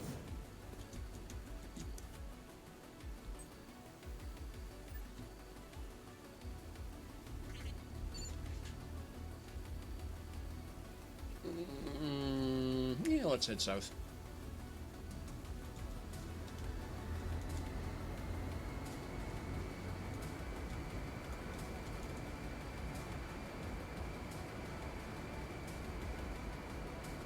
I just need to get about 2 kilometers away so that the site resets and it'll reload with the programming boards properly loaded.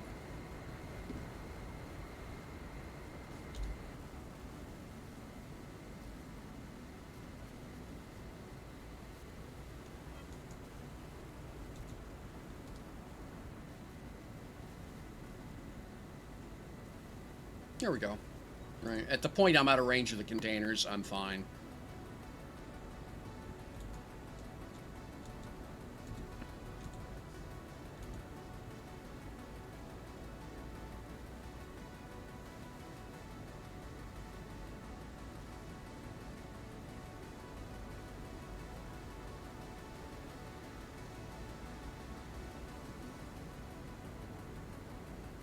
hadn't noticed that before.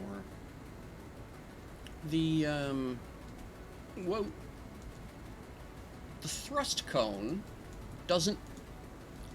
The, air engines, the atmospheric engines, don't consider a wing an obstruction. I hadn't noticed that before. I mean, it makes sense, right? But that's never been a guarantee of anything with this game. But that's good to remember.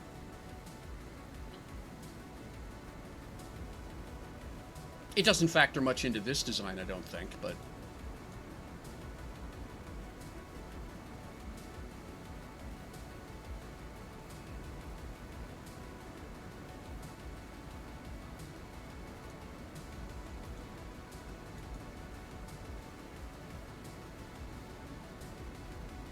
Pull the nose up around, level out.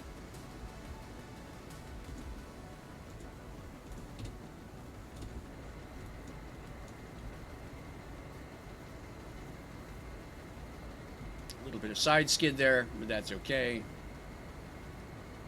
Oof, there we go.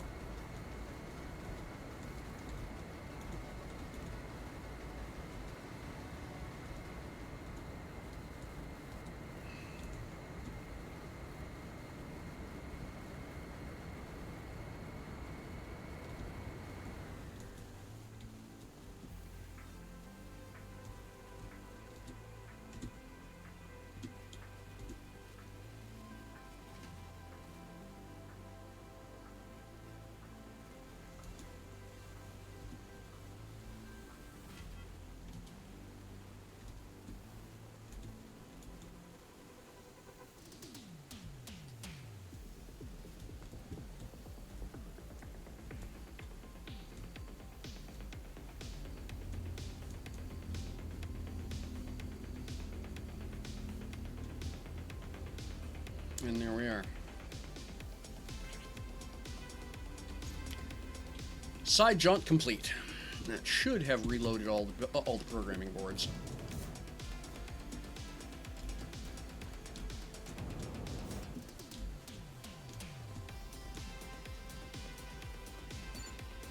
There we go.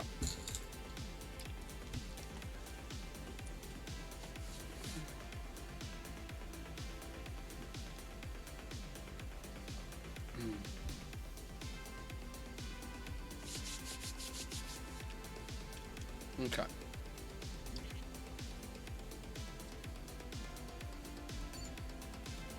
I'm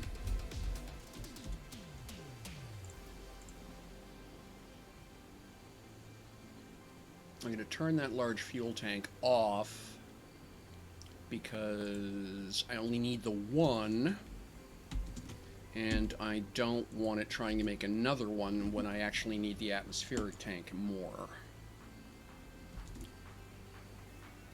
Alright, let's go get that one installed. Actually, let's get this going.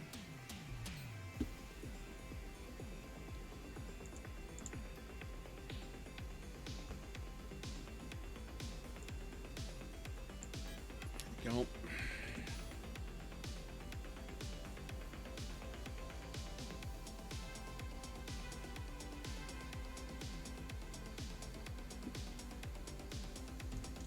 What are you waiting on next? I'm impatient. If I just let it go, it will eventually sort itself out, but it just, yeah. Impatient.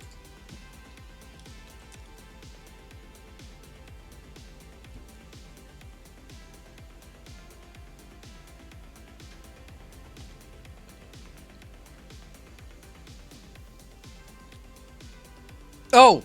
Interestingly enough, that's an accident. But thank you, Tubes. I needed a measuring stick.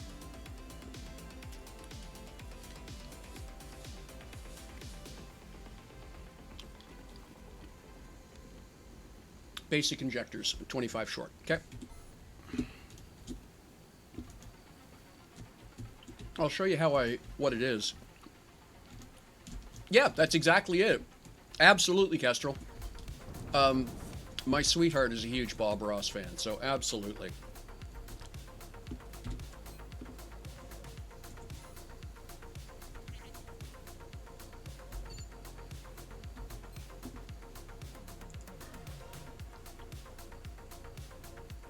I said basic injectors, right?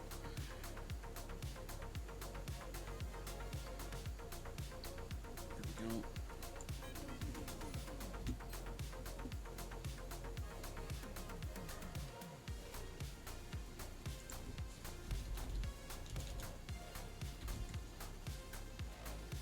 There we go.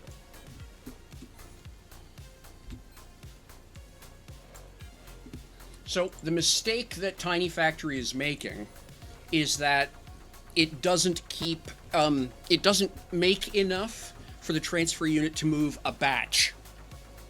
It's supposed to actually figure this out by itself, but there are several items that either the batch number being returned by the transfer unit is wrong, or it's mishandling that number, and I haven't figured out which yet.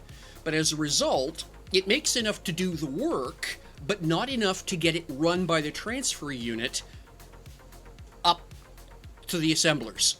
So then I have to go manually behind it and just shovel another 20 of this, another 15 of that, just enough because it's just that short, right? It's an annoying bug. It only shows up if you're using a waitress, by the way, and only if you're doing small batches. If you're doing large-scale runs, you're going to be putting so much material forward that most of the time it'll just sort itself out. But yeah, generally speaking, it'll just sit there for 10, 20 minutes at a time before it suddenly goes, oh, I'm missing like 7, aren't I? Yeah, I should make 20. I should make 10 more. Oh, look, it's working now. But yeah, that's the right spot. But yeah, impatient. Okay, we are doing good. We are doing glass. Awesome. We'll turn this back on, get that tank in production. I'm going to grab me some of that glass stuff. In fact, I'm just going to grab them all. Here we go. So yeah, so I'll show you how I got here. I was trying to figure out a way to be able to measure this. So what I did was I measured a 5x5 square.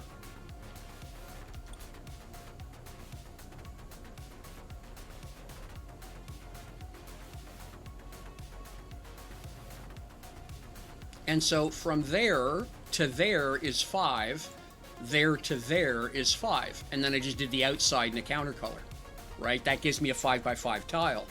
The problem is when I sat them side by side, I couldn't tell where one tile started and one tile stopped. And in large copy pastes, it was really hard to figure out if I had things lined up. So I just counter colored the corners in LUMI. So it would be easy to see at scale when I had something lined up right. And then it produced this result. And yeah,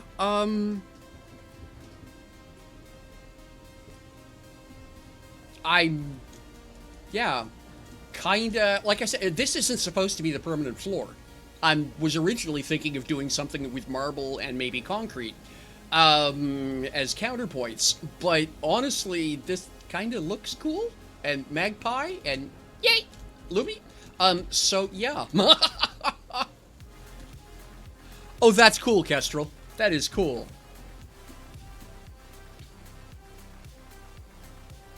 All right, cool. Okay, we are making ourselves our atmospheric fuel tank. That's awesome. Little jet over here.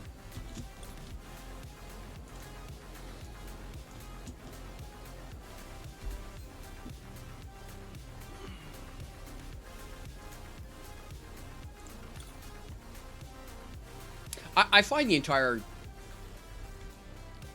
Bob Ross story absolutely fascinating.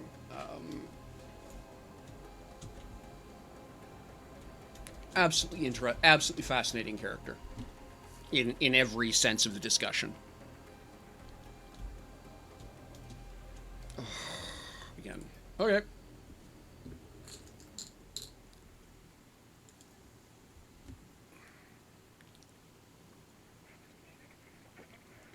Time to put in another 25 cents.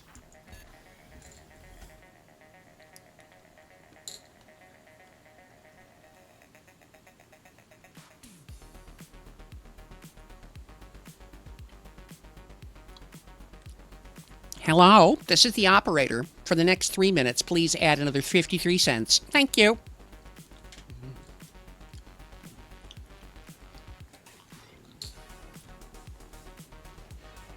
For those of you in the audience old enough to remember a world without cell phones.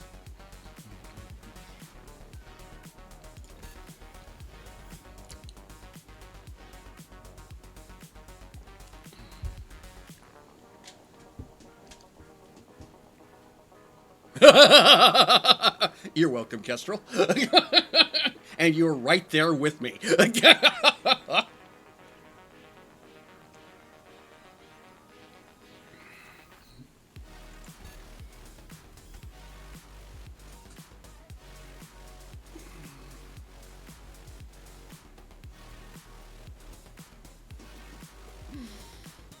No, that's actually, yeah, I was born in 1969. So I very much remember a world that where a cell phone came in. It came with its own purse.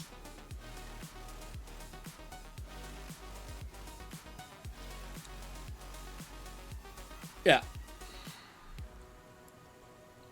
Yep. Yeah, it's a comment that it's a conversation my dad and I have had a couple of times that when his dad was born, my grandfather, Lindbergh hadn't crossed the Atlantic yet. When my dad was born, they had invented jet engines. When I was born, mankind had just taken its first steps on the moon. My son has never known a world that does not have the International Space Station overhead.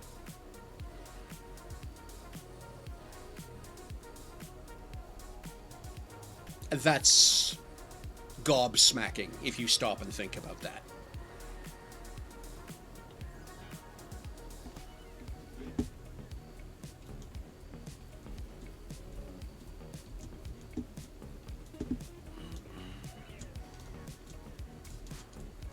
Yeah, we're still adding elements here. Okay, there we are.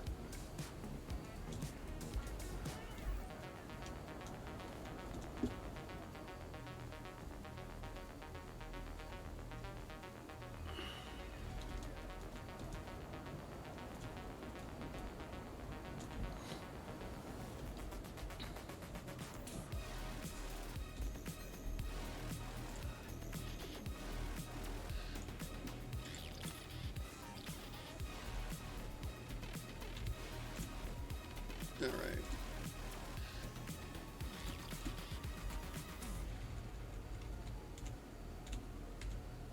Now, 164.60. Okay, now that. And this one supplies these. Supplies! There we go. Now here's my problem. That gives me 6. Oh, wow. Okay, 6 Gs. I'm still at 8 Gs braking. Okay. One of those designs. It absolutely does, Kestrel.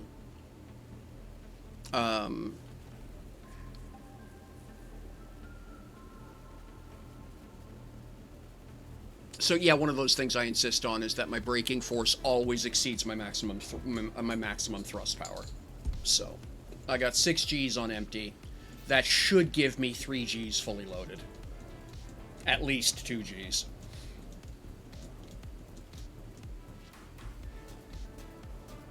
It's a factory ship. I'm not looking. It's not a hauler, right? I can vaguely. Interestingly enough, when I was looking at this, I was thinking to myself that by itself, this frame here, the 4 engines, the 2 tanks, the 2 engines, is actually a really good basis for the ship I see having to be associated with this design, which is that I suspect this thing's going to need a cargo shuttle. A vehicle whose singular job is to do runs back and forth from wherever this thing is mining and processing. Yeah, that's right. I keep forgetting about those bloody overclocks. Yeah. It's a good point. Yeah. Even just overclocking the freights would be valuable. But Yep, I like that. Again, with the objective to not have an engine wall. But yeah, if I just overclock the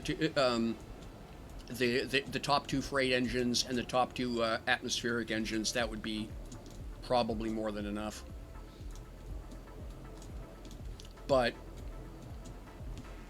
so we're getting there slowly. Oops, wrong button. Now,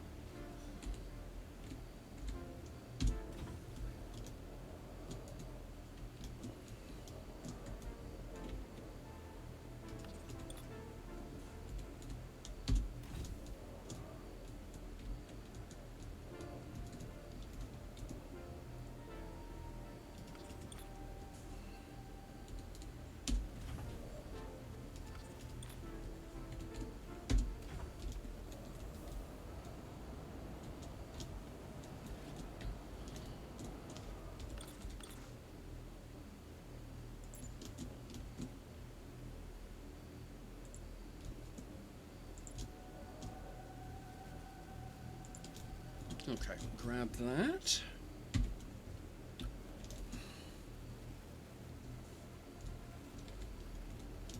There we go. You can go like this. I'll need to trim off the end.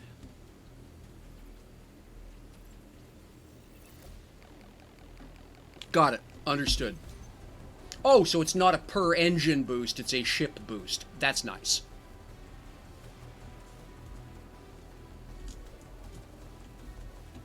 I thought it was a buff you had to apply per engine.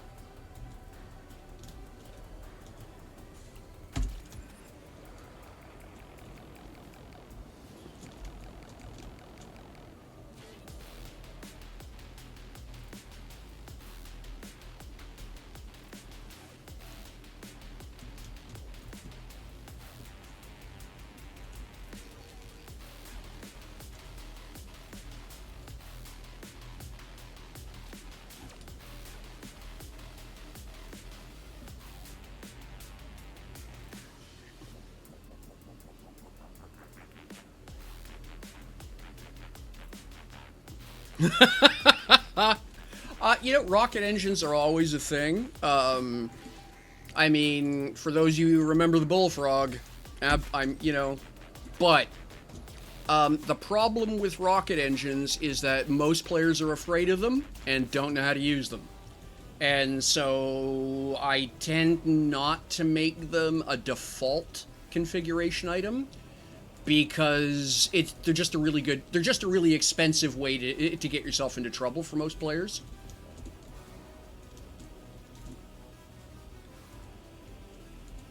There we go.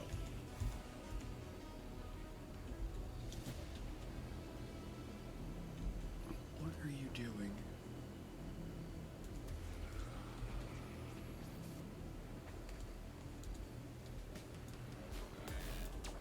Oh, I see what the problem is. The problem is I'm silly. There we go.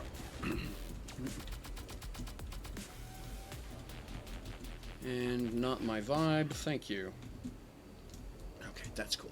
That will work.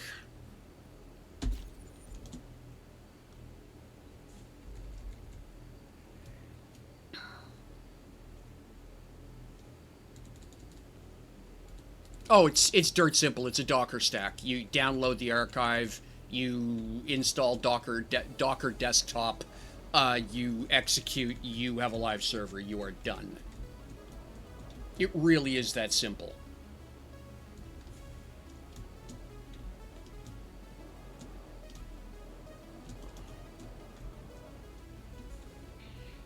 But again, like I say, I just don't have any faith that I have the time to do it right.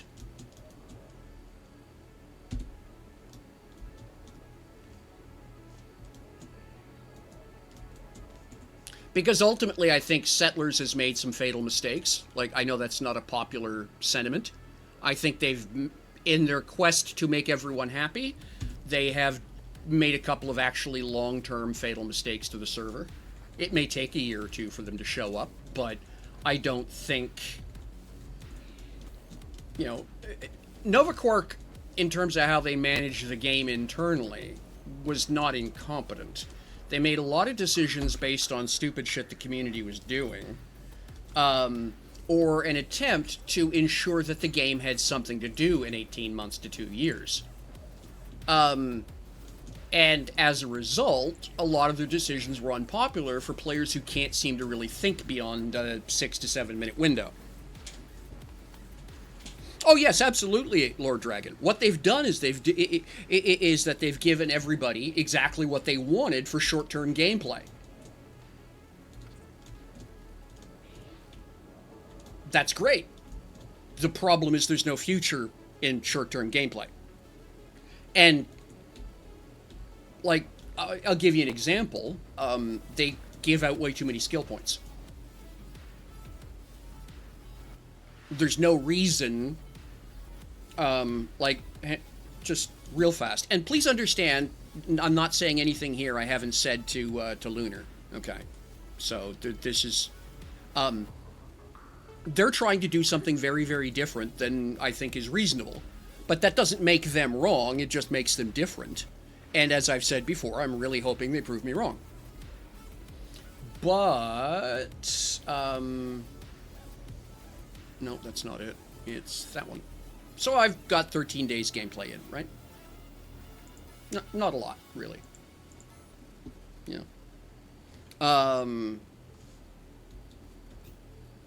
But I have 95 million skill points. I have mostly maxed everything of value in piloting, so I don't have to hire a pilot all the time. It's not my favorite thing to do. I'd much prefer to do industry. And I already have several 100s. I have several 90s and 80s already. That's wrong. Because I shouldn't be able to afford piloting and industry. I really shouldn't. Because if I do, then I don't need to call Kestrel, for example, and ask them to be my pilot. Or if I'm a pilot, I don't have to call Tubes and ask them to repair my ship. Etc., etc. I can do everything by myself. Which means I don't really have a reason to talk to anybody. That means I don't have an economy. So, I think they've made some mistakes. I think they've given too much of the game away too quickly. But that does make them popular. And again, just not saying they're wrong, I'm saying just different opinion. It makes them popular because players who don't have a long-term belief in the game can pop in, do lots, and if they get... and don't have to wait to be satisfied. Right? I don't have to wait to find out if having a 5 is valuable. I don't have to wait to get to endgame. I just basically start there. And PvP is not endgame. I want that statement made loud and clear. A PvP zone is gate-kept content. It is not an endgame condition.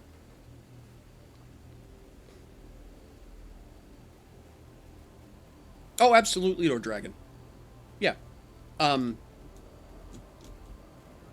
Like, they basically, and you know, Lunar has, you know, in private conversation as well as public forums, Lunar has stated that all they did with this server was roll back all the changes that the community hated.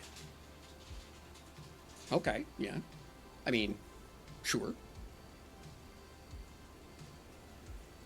So, the problem was the reason the community hated those changes was because they were changes designed to provide an MMO experience, one that you have to take time, show up semi-regularly, and play the game as part of a community, which was the vision for the game, right?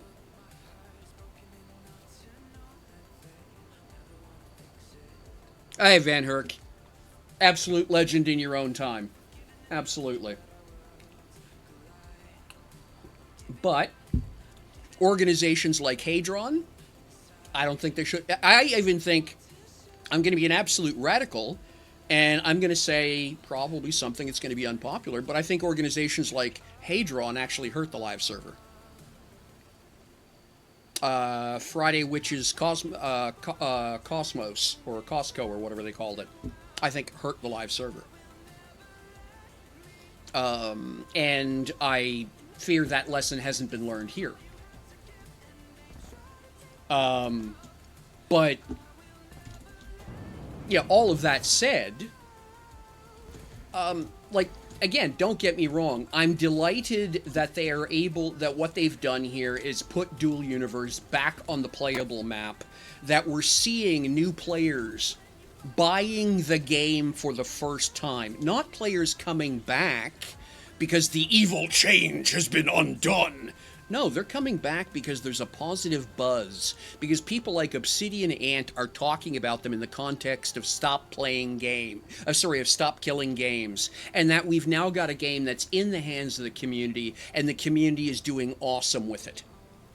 That is brilliant. Jimbo and Lunar have nothing but praise from me on that front.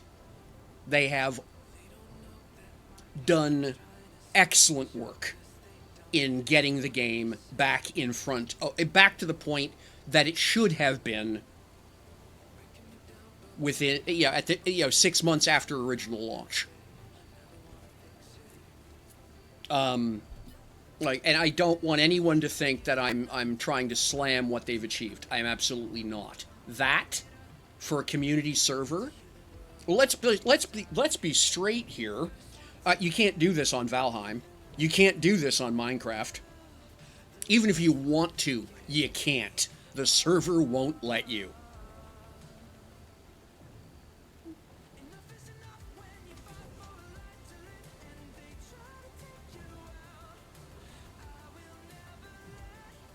Absolutely, Kestrel. Yep. No, like I say, and again, that's the whole beauty about myDU. At the end of the day, if it pisses me off bad enough, I do have the option of just going, improving, and setting up my own server and trying to convince everyone else I'm right.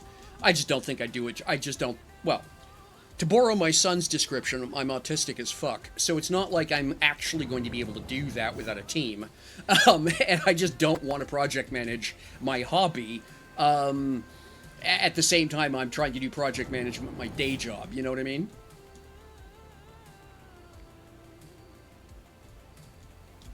Yeah, absolutely stay safe, Tubes.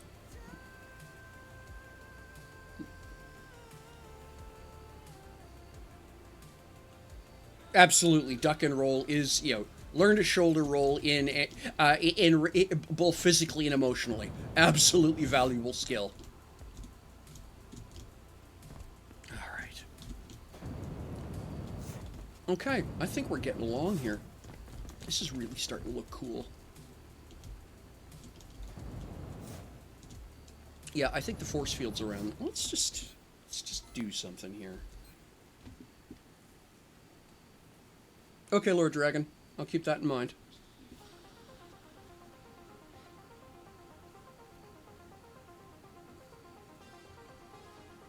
I tell you, the point, I think that it would be valuable. Yeah, for sure. I think a point would be valuable for, a discussion about another server to go up. Would be when we start seeing, TTV and the island both constantly above 50 players. That's going to tell me that, if this server is constantly above 100, those two servers are constantly above 50, that's going to tell me there's probably enough demand that another server would actually be useful, as opposed to just a community divider. That's the other thing about putting up a server right now, is that it's just going to subdivide the community.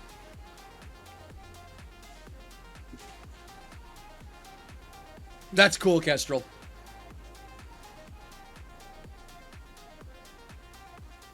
That's awesome, Kestrel.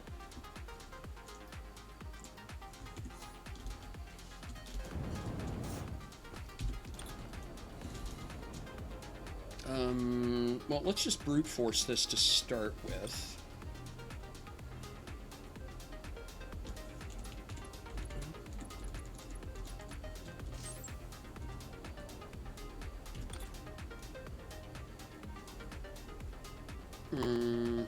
Okay, so that's not in the right place. Well, that's fine, though. So that would be the right place. And then that would be the other right place. Okay, let's move this then. And yeah, it's actually about the right height. Okay, cool. And we'll turn that on. And that on. And we're bumping into hitbox. Okay.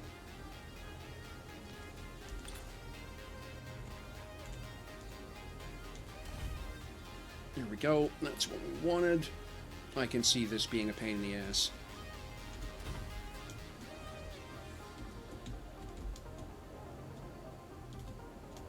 Nope, still bumping into hitbox. Cool if... I think it's going to do the effect I want. I just think that getting it to not bump hitboxes is going to be a pain in the backside.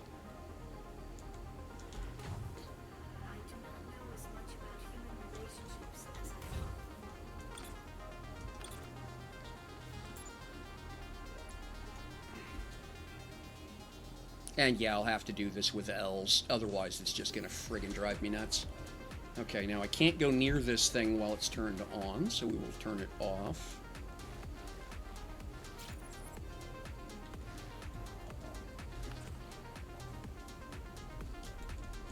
Yeah, okay, I think that'll work. I think it'll do exactly what I want.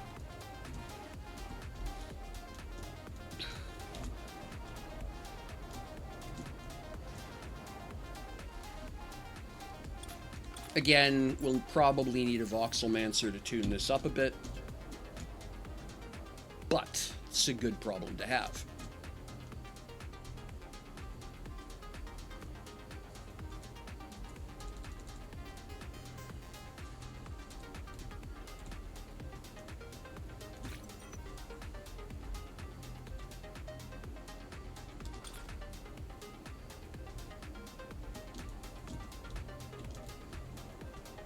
Yeah, that's it. That'll work. But yeah, I think... I can't remember the ratio. I know that a medium is more than 2 smalls. It's not a little... It's not a doubling factor. It's... So a medium might do it. A large definitely will. And then for a couple of these things, I'm going to need 2 or 3 larges. So I think it's going to wind up being the mediums and the larges are going to be the workhorses. But I think that's going to be a really cool effect to have. Yeah, I think that'll be cool. Okay. All right, how are we doing here? We're still chomping away on that tank. Yeah.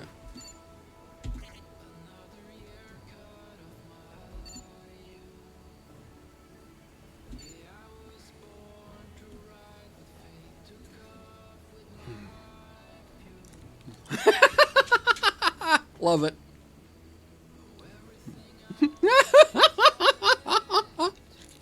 Love it, love it, love it.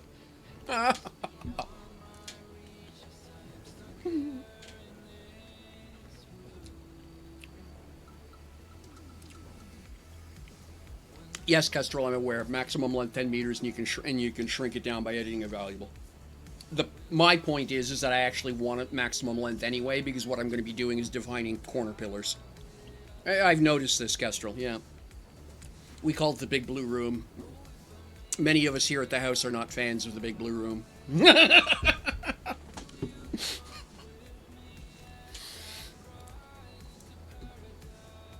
I remember teasing my sweetheart when COVID first arrived and we started doing, lockdown, quarantine, whatever you wanted to call it. And, I remember looking at her at one point and saying, yeah, so it turns out that our preferred lifestyle has a medical term.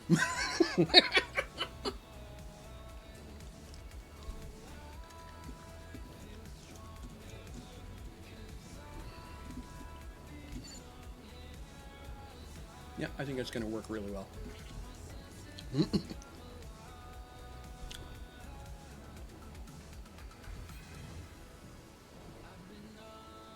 Okay.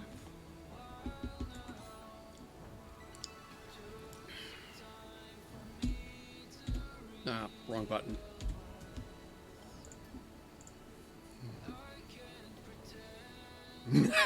Exactly, Corbria.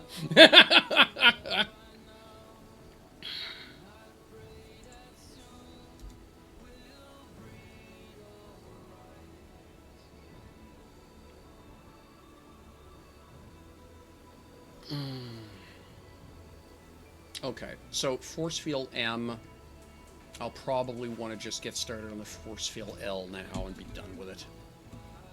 Now that I've done the measuring.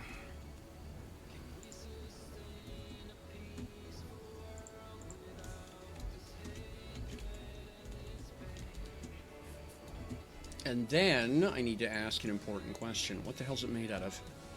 The advanced quantum barriers. Okay, so that's... So what do I need for that? Because obviously there's something missing, right?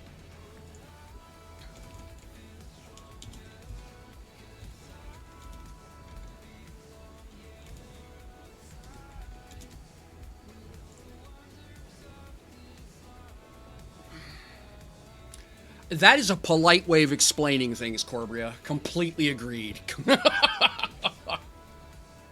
They don't all reason properly. Oh, thank you.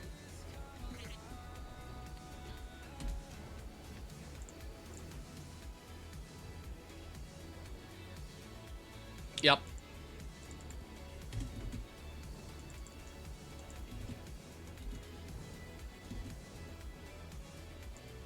Wait a minute. That means that this...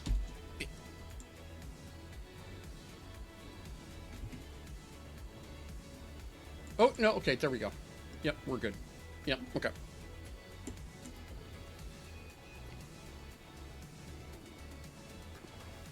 Thank you, good sir. Appreciated.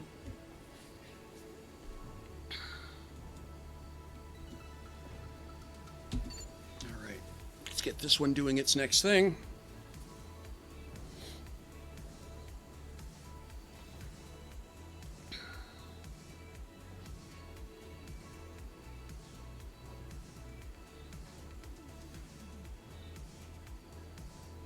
Now, about this.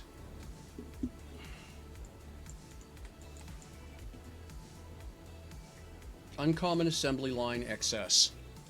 Those are uncommon assembly lines, right? Because I've done that to myself before. Why won't this thing make? Wrong machine.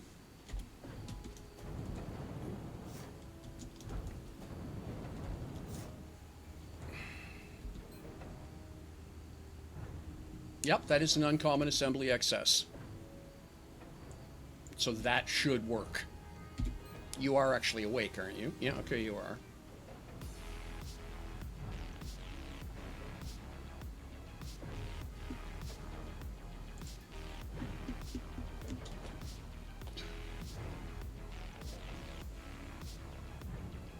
Or is this one of those things that I just simply haven't shipped enough material into the box?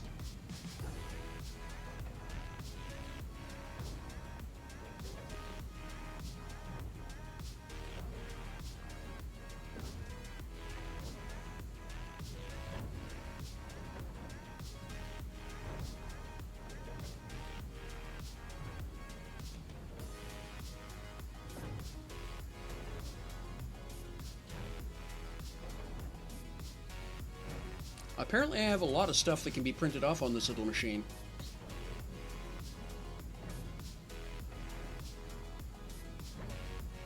Oh, actually, it's not that bad. I can literally just grab that, drop it in, and hit the enter key a couple of times, and good to go.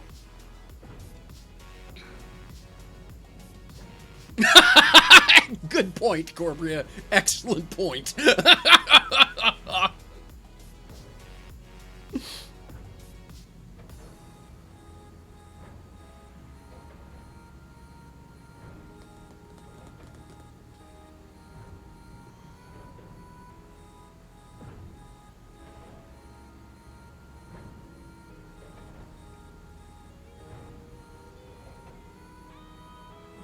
Okay, so we're missing. All right, I know that's because I'm out of Garnerite.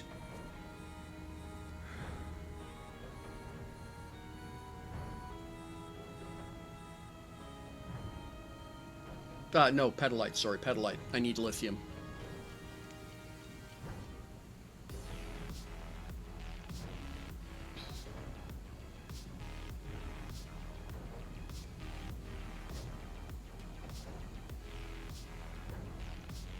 Hmm.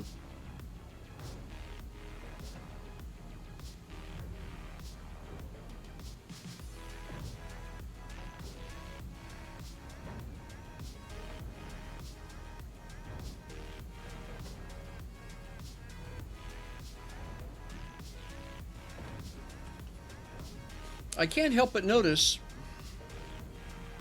I'm seeing all kinds of other things being made. It could make. That's the 3 counter. Okay, yep.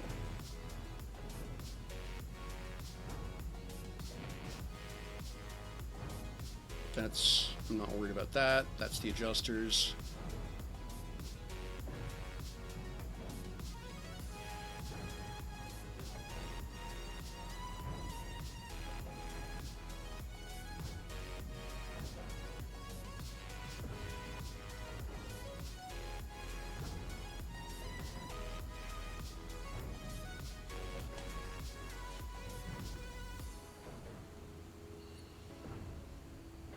I didn't realize how much potential material came out of these 2 little machines. The good news is that most of the printing times are relatively small. Like, I think this one's the longest I've seen at 10 minutes.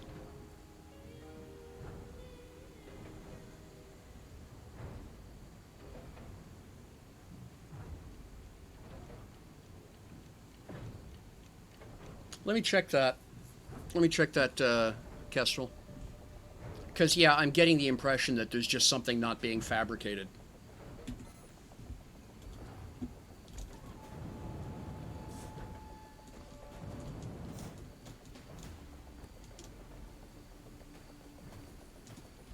Because I'm seeing an awful lot of unknown schematics for something that's been running for a long time at this point.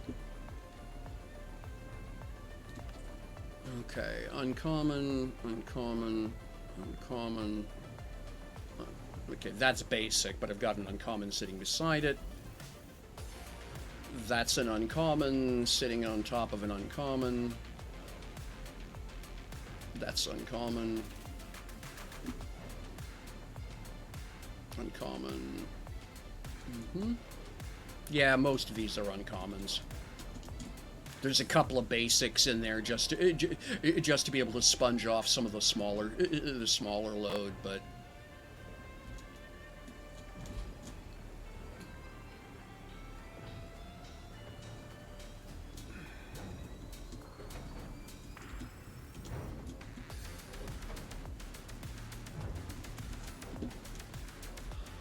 what the hell's going on?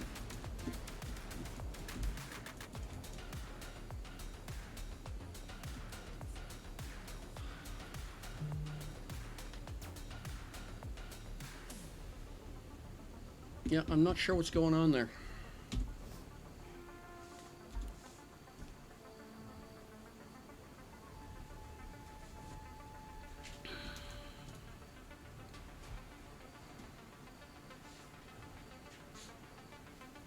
Okay, let that chew for a bit.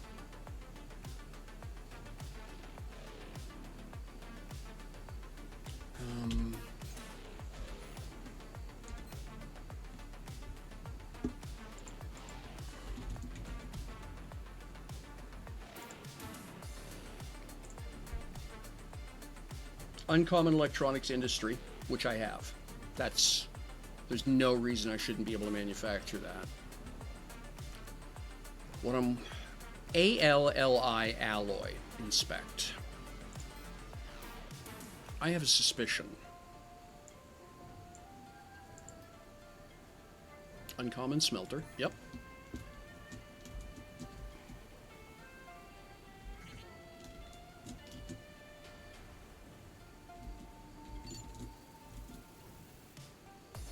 Yeah, I don't have any aluminum lithium alloy in stock. That's the problem. Okay. Which makes no sense to me because I've got 4,000 liters of lithium right there. What's going on?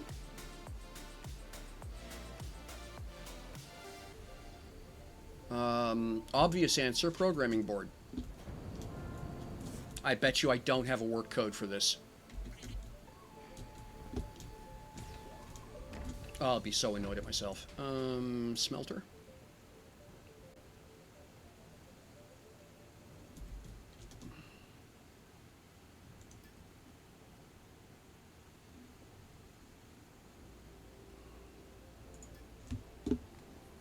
I bet you that's what the problem is.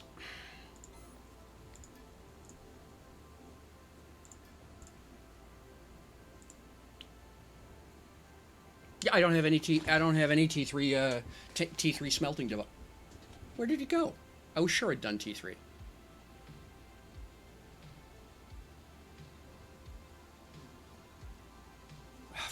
Okay, well, that solves that mystery.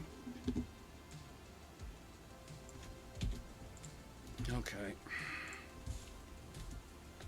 Excuse me while I feel stupid.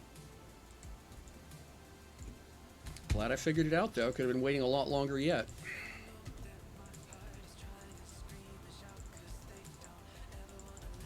Okay.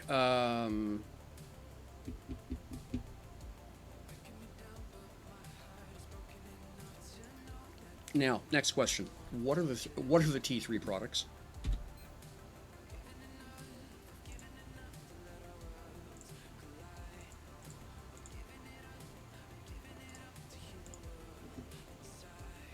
Oh, they don't have them sorted by...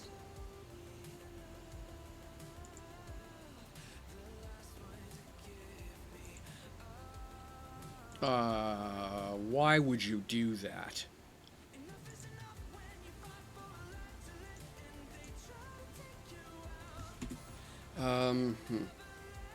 Yep.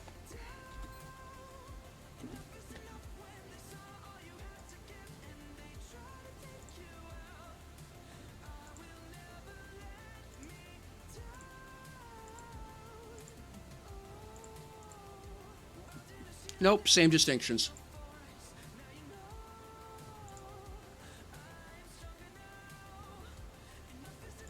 It's probably that. Tier 3? Yep, okay. So, top 1 is Tier 1, Tier 2, Tier 3 is how they have it laid out. Okay, see you, Ag.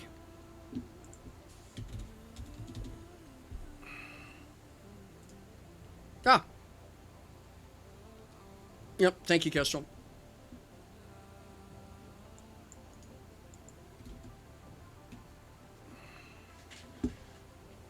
Okay,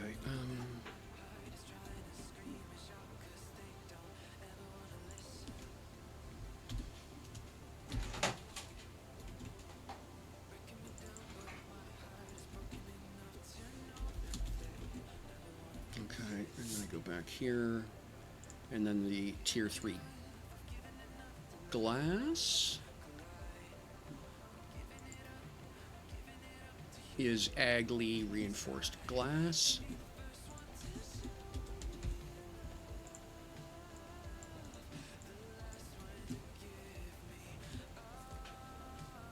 Okay, but we want the heavy metals, right? Because smelting, not glass making. So that's miraging steel. Mangalloy. Oh, they're not in any particular order. Awesome. Inconel. So Inconel. Okay.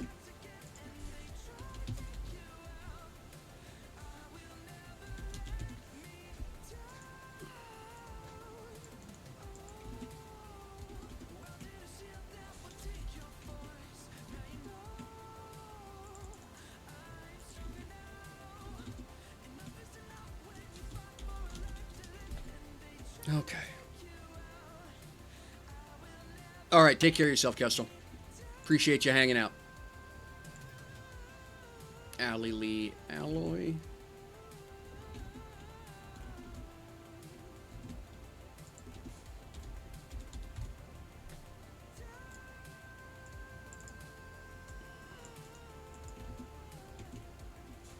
I like the way that they have things grouped. Heavy metal, soft metal, sorry, heavy metal, light metal, plastic, glass. Awesome, Lord Dragon.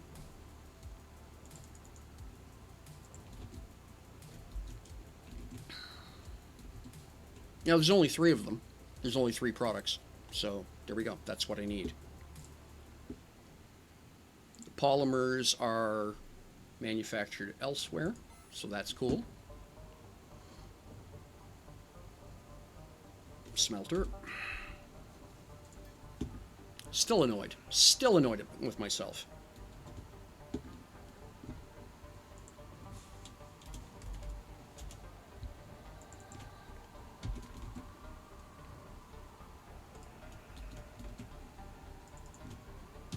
Why you always leave a to-do for yourself.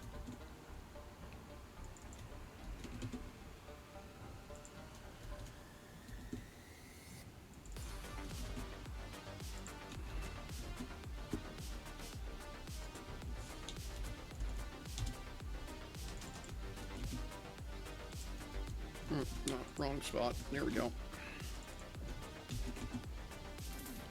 Okay, now I've got that done.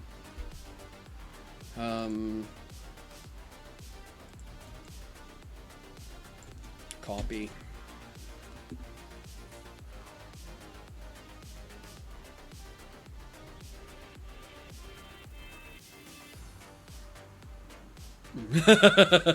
Yeah, the problem is that moving a planet's not a problem. Rendering a gravity well, or rendering 27 gravity wells and how everything interacts with them dynamically at 60 times a second is a little more challenging.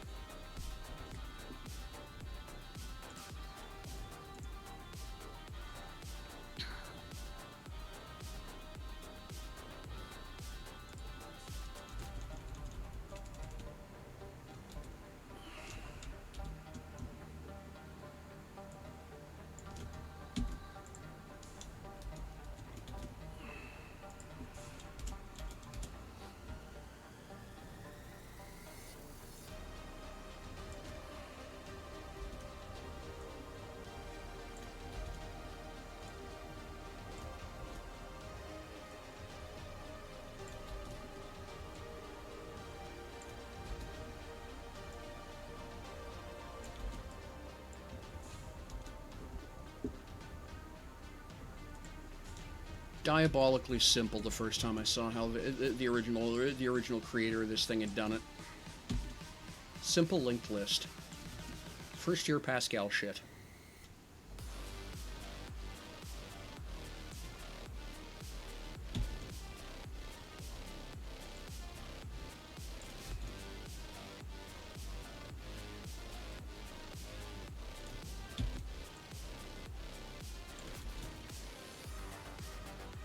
Okay, that should do it.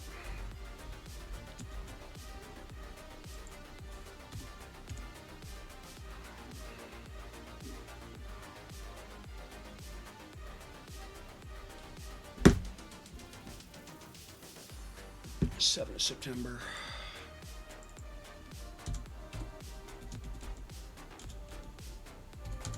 I'd also like to lodge a formal protest about the speed of this year, thank you. Okay, let's turn this thing back on and see if it starts. Well, actually, let's not go too far. Let's just walk over here and turn the damn board on. Because if it's going to freak, there's no point being upstairs. Well, no complaints.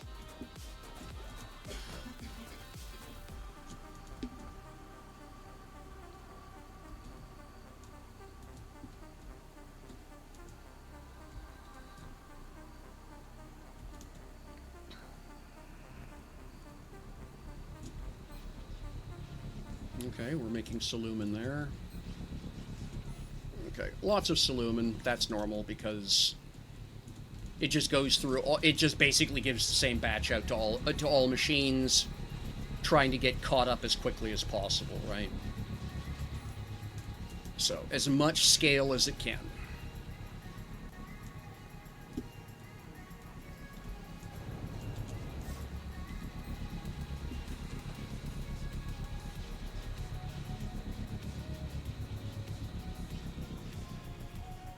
Yep, agreed, Gorbria.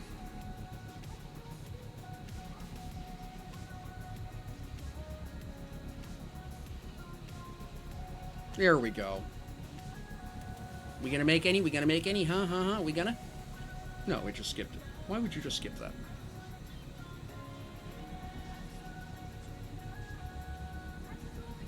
That's odd. What's it doing?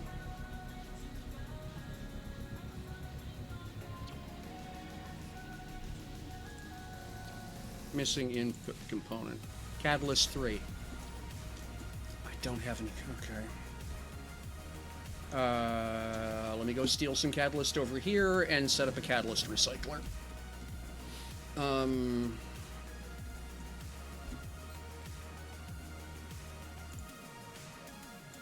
Right. Okay. We're gonna grab catalyst from here. And from here, and you can just make more and distribute as required. Actually, I'm just going to grab it all. Yeah, that's 20 liters. That should be more than plenty. Now I'm going to need 2 transfer units would do. Yep. Oh. Really? Okay. We'll find a hell with you too. 2, there we go. And then excess container by chance. One itty bitty container, please. No, of course not.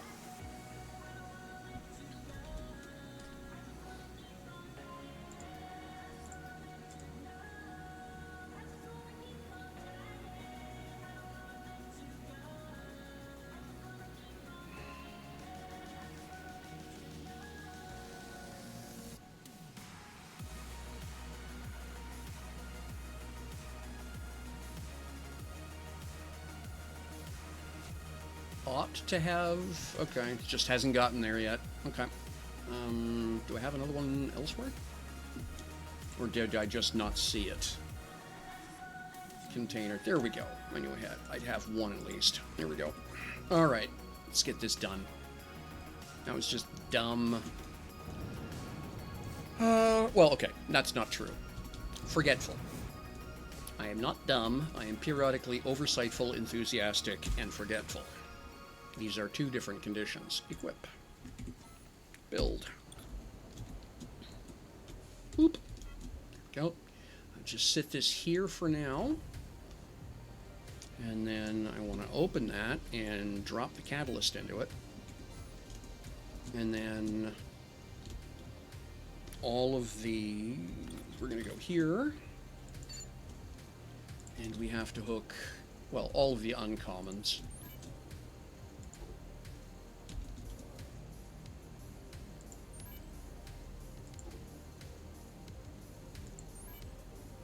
Right. There we go.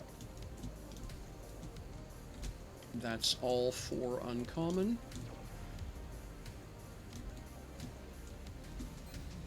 And there we go. Now, it's going to throw that, when it's done, it's going to throw the catalyst material back into that bin.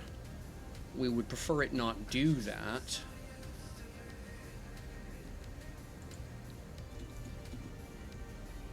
Equip.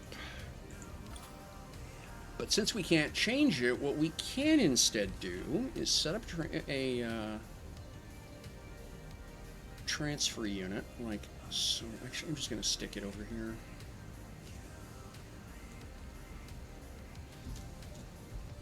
Actually, that's a very tidy way of solving that whole problem, isn't it?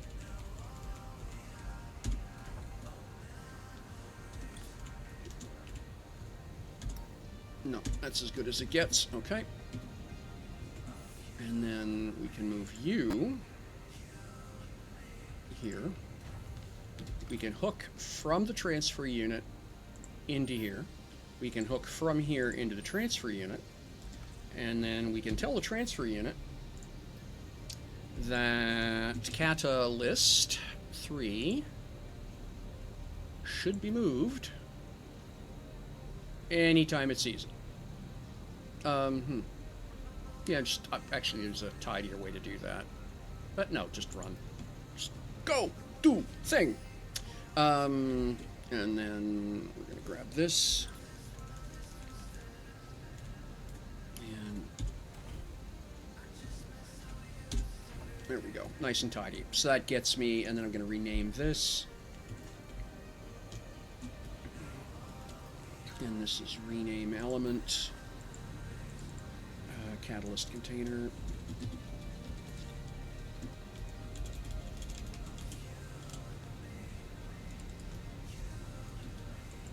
And then rename this.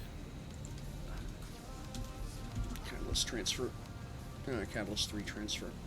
3 transfer. Thank you. There we go. Okay. So now we should start making the material that I've been missing all along and have been puzzled about why I haven't been making. Awesome.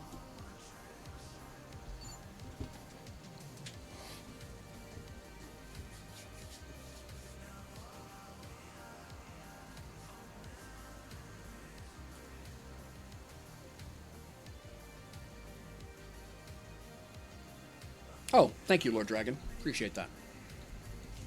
Bad habit, combination of being a Gen X kid and ex-military from the ugly days of the Cold War.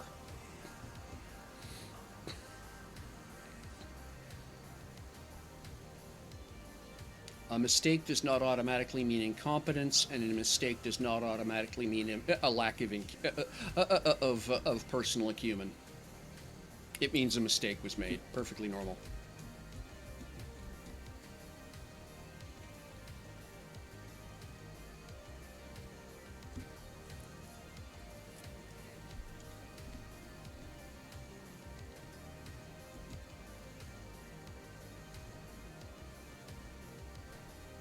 Okay, let that run for a minute. That should generate enough material relatively quickly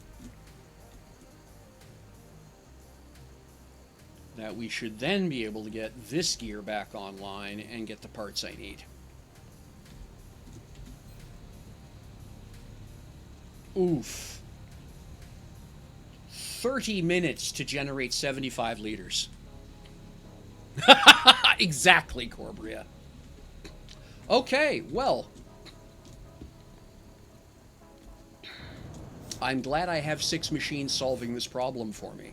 Let's put it that way. Because, good grief. Now, wait a minute here. No, I'm not going to touch those. They can't do Tier 3, and even if they did, I think I wouldn't want them to. What it does mean, however, is I possibly need to seriously consider the addition of a couple more smelters.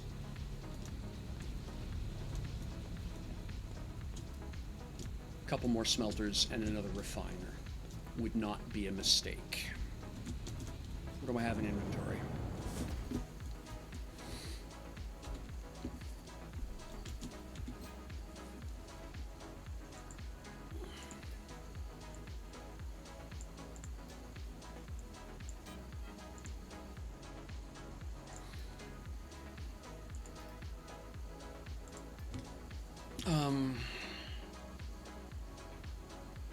Well, look at you.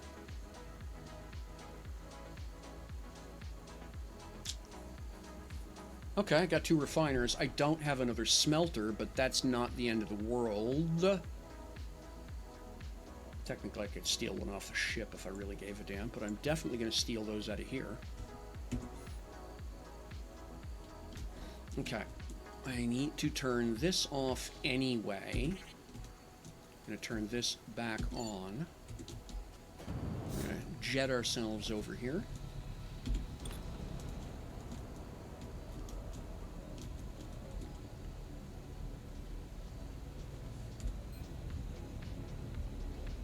Equip. Oh, you aren't at all who I thought you were. Did I read? I must have read that wrong. Yeah, I have refiners, not smelters. I saw one thing and read the other. Alright, well that's fine. I only need the one. Here's a dangerous statement. I only need the one. Yeah, I don't believe you either. Let's just presume that's not the case here, shall we?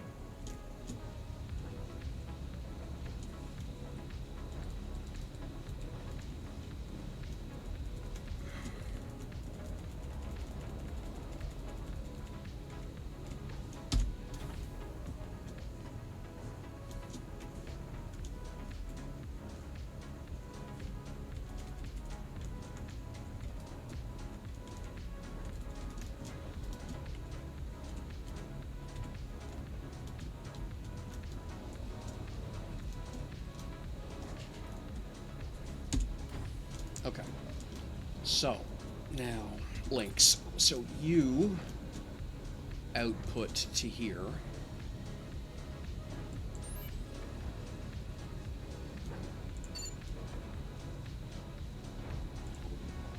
You output to there.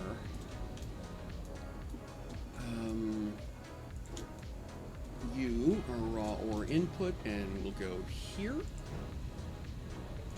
Oh, wrong one.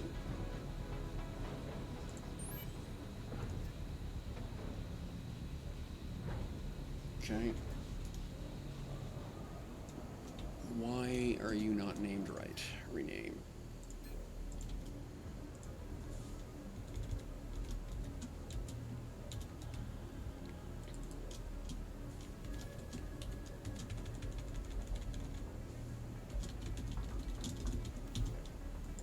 There we go. And then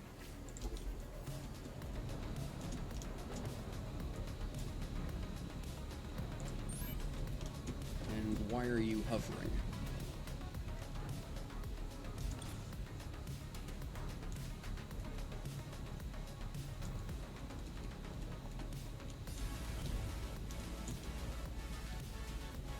Okay, that's better. Okay, so then those are there, then I just gotta get them plugged into the boards. And those, we said, were refiners, uncommon refiners. Oof.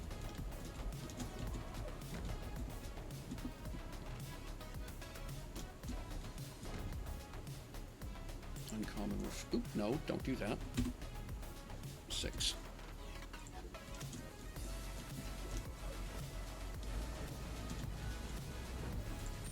There we go.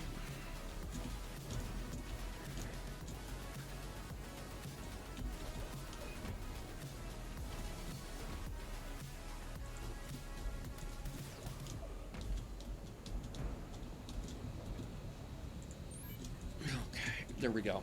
All right. And that'll give me a bit faster load time on getting material available. It would be good to get a couple of, to get smelters operational, though. That would be a good thing.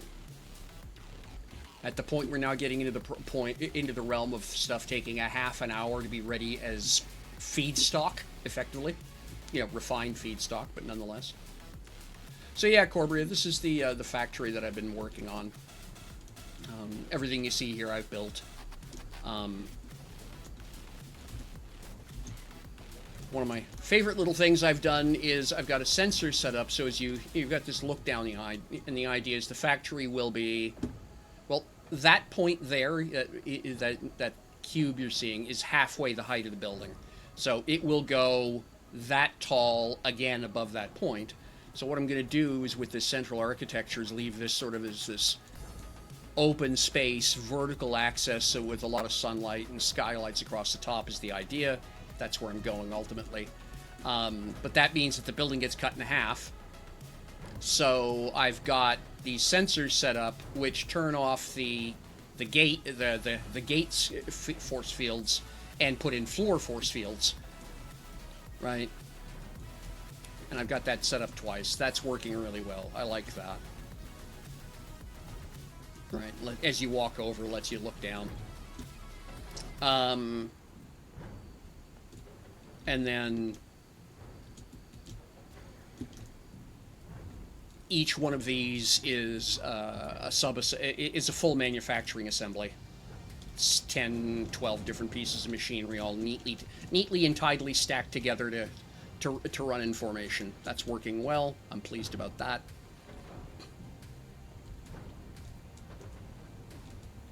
And then out here, so that's the eagle over there. Bridges not even you can fall off. Exactly. See, it's safe for you to come play. This is the eagle. Oops. I've asked an in-game friend to handle some of the voxel tidying, but they are super busy with their own projects on their side, so there's been a little bit of a stall, but that's okay. But it's generally taking shape. Looks pretty good inside and out, I think. I've started changing the temporary material to full-time material, and once the nose is completed, then then I'll finish it up. Basically, duplicate the left side, copy it to the right side, and done. Pretty good performance numbers. I think it's going to make an excellent starter ship for anybody who wants to join.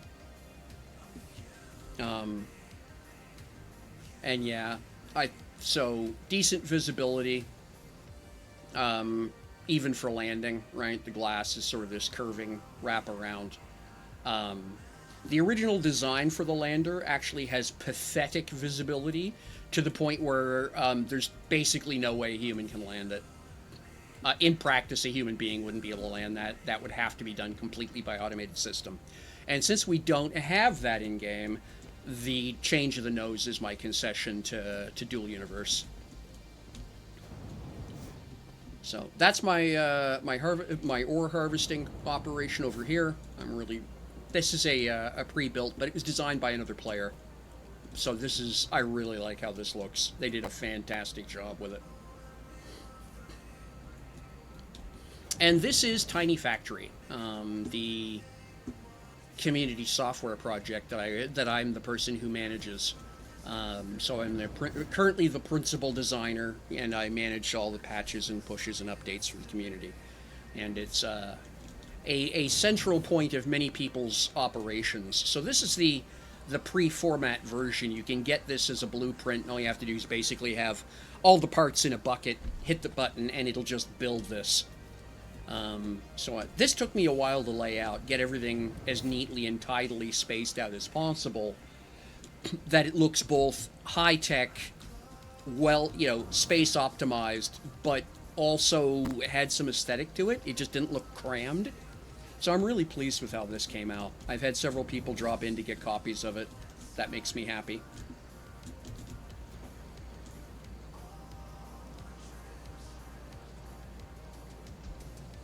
And then over here, of course, as we were talking, this is a factory.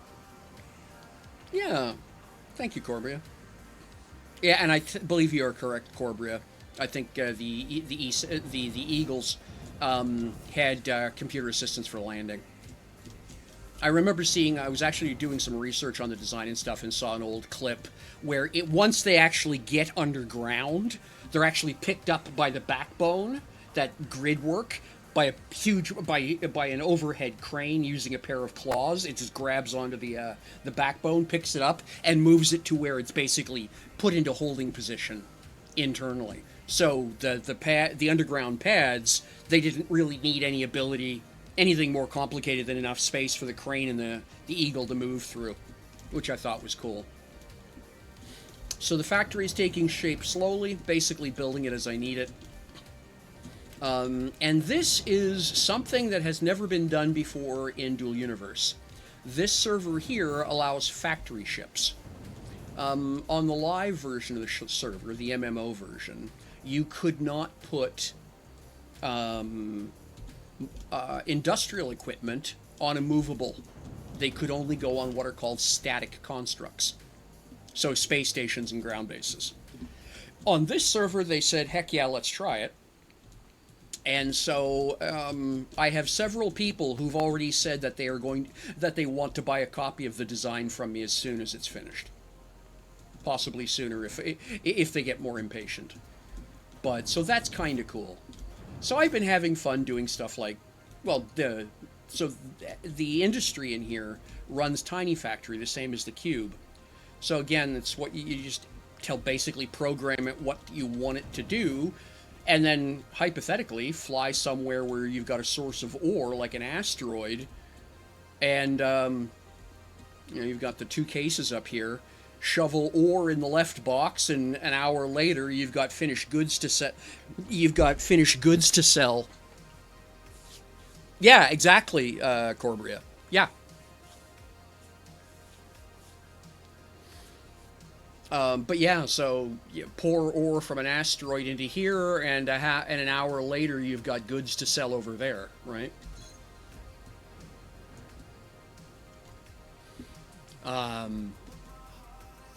So borrowing my design aesthetic from things like combine harvesters, overhead crane management consoles, as well as a couple of different space movies, things like that. EVE Online. Yeah, exactly. Factory ships. Exactly. And again, going for that whole vibe from, things like offshore oil rigs, canning ships, the factory freezer trawlers, stuff like that. So, and I've decided as part of the aesthetic that as much of the ship is going to be very much the way EVE does it.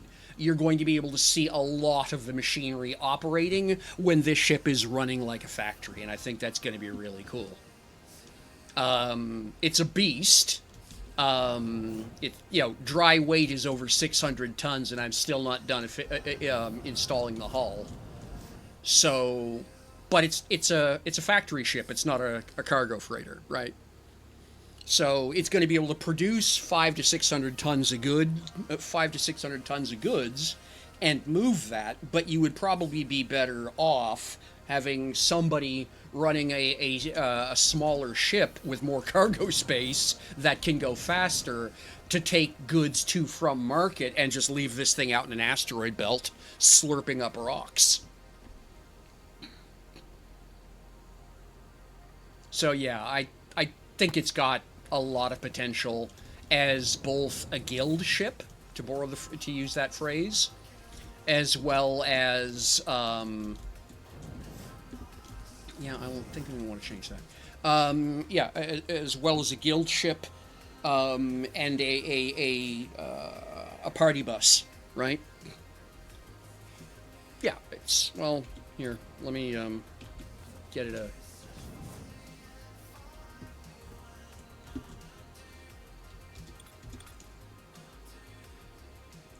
I do not play Space Engineers. I am a huge fan of Factorio, however. So this ship is, when it's done, will be 0.5 kilometer long. A Titan in EVE would be 3 times this thing long. This doesn't quite make capital ship in EVE. It would be a heavy crew. It'd be a dreadnought. It'd be a battleship in EVE. But this thing's 0.5 kilometer long. Yeah, no, EVE scale is ridiculous.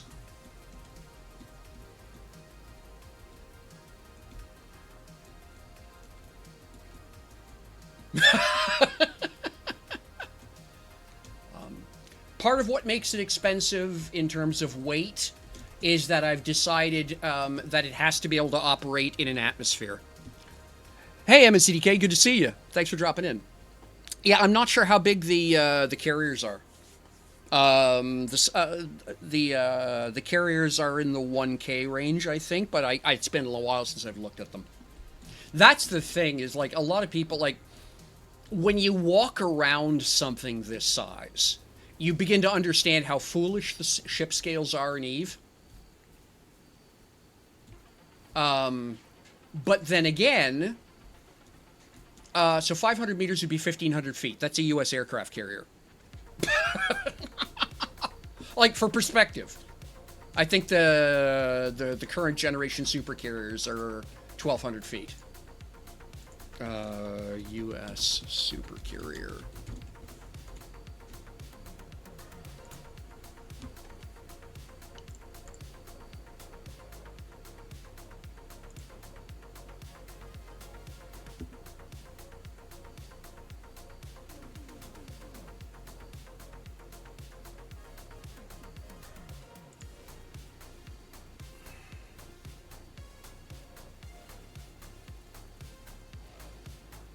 She's 1,100 feet long, 337 meters. So this thing is bigger than the Gerald Ford. But, is only about what, you take a look at the height, right, is 76 meters, and then there's another 12 meters on top of that for the draft. So your total height would be 80, well, actually, 88 meters. This thing might be as tall as to the top of the conning tower on the Ford. I have to double check it, but, well, we can check it easily, actually. So we won't count the landing gear, like the bottom of the landing gear. We'll count this corner here.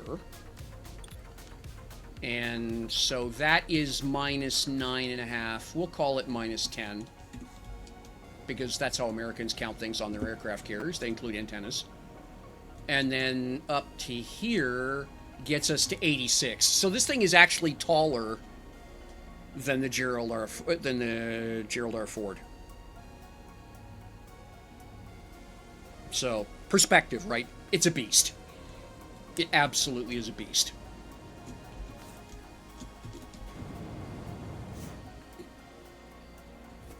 Now, speaking of beast, this thing is going to be thirsty as well.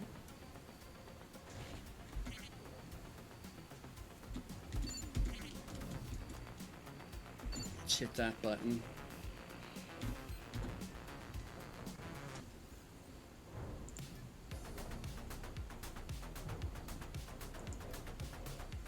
And yes, my fuel tank is done.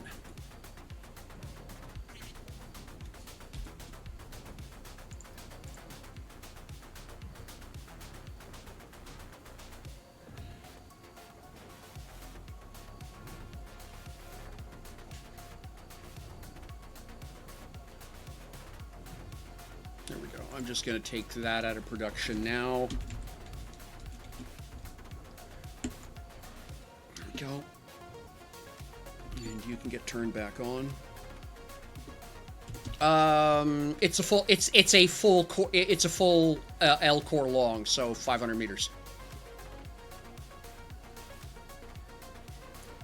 If I recall the numbers correctly.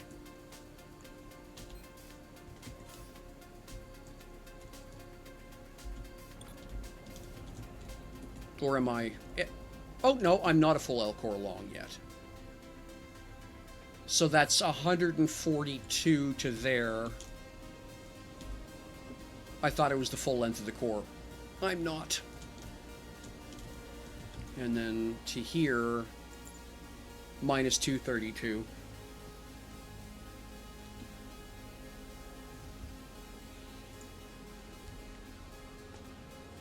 Oh, I just realized something. I'm completely wrong. All of these numbers need to be divided by 4. Yeah, I was thinking that it's a quarter meter to a cube, not... Yes, you are correct. Yep. Okay. So it's the size of a destroyer. Okay, so it's not the size of a carrier, it's the size of a destroyer. Football field. Yeah, football field. You couldn't park... Yeah, you wouldn't be able to park this in the inside the on the pitch at the Rose Bowl. Yeah. Because we said it was 232 to the back.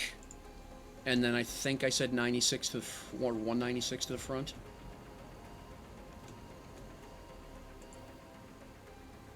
Oh, yeah. 142 plus 142 divided by 4.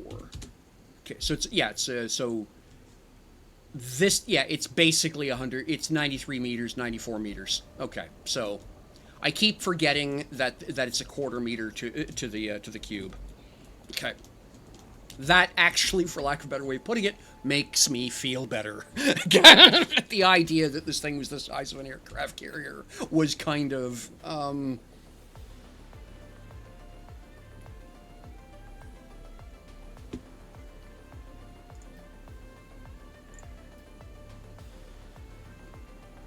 I didn't pick up the damn tank. Doesn't help if it's not in the inventory.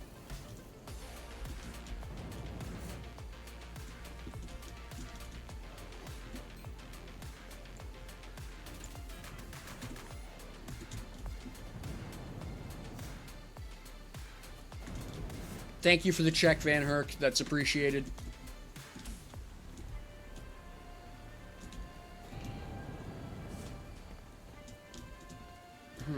That's not awkward. Of course, it's not actually sitting on the ground either. I'm a half a meter or two. Yeah, I'm about a meter up off the ground, but that's not terrible.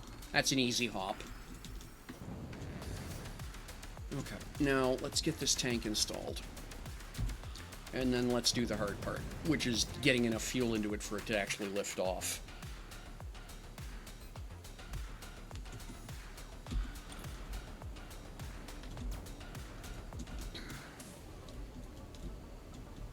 Oh, did I not? No, I did not. Okay, I'll have to fix that.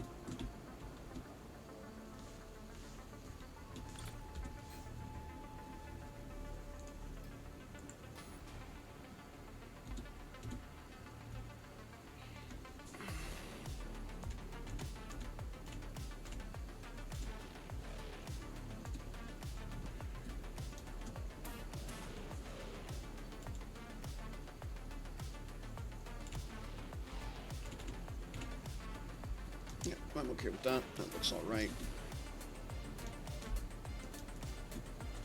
Oh, you brat. Oh well.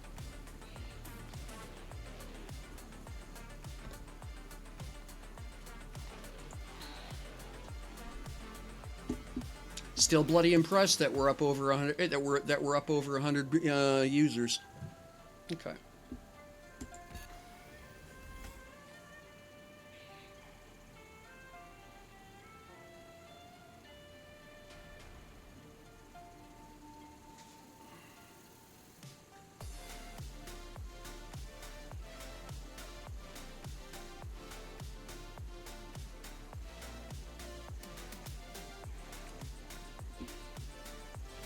Yep.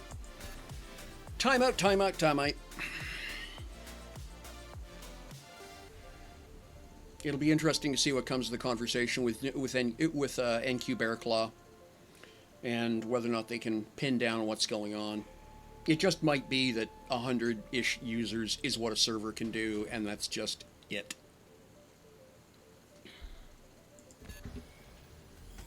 I start noticing connectivity issues around 90, 95. Somebody had told me in game a few days ago that it was their understanding that NovaQuark's solution was that when they started getting around 100 users, they would just simply spin up another shard.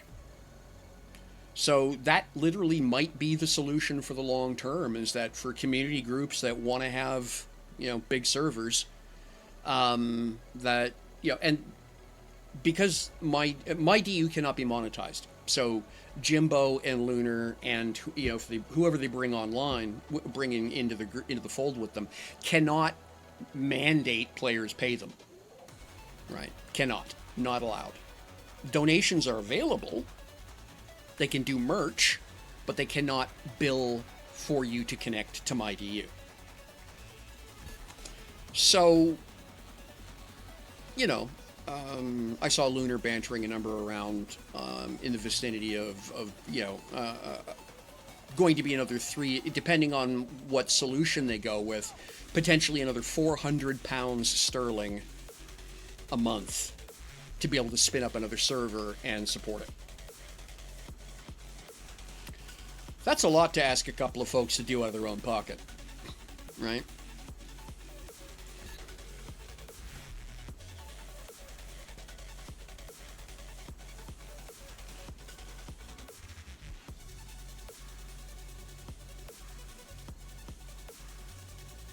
Which sort of is one of those things that comes in. It's a philosophical question that dungeon masters often wind up confronting themselves with when they start designing their first game world is, how big a world do I need?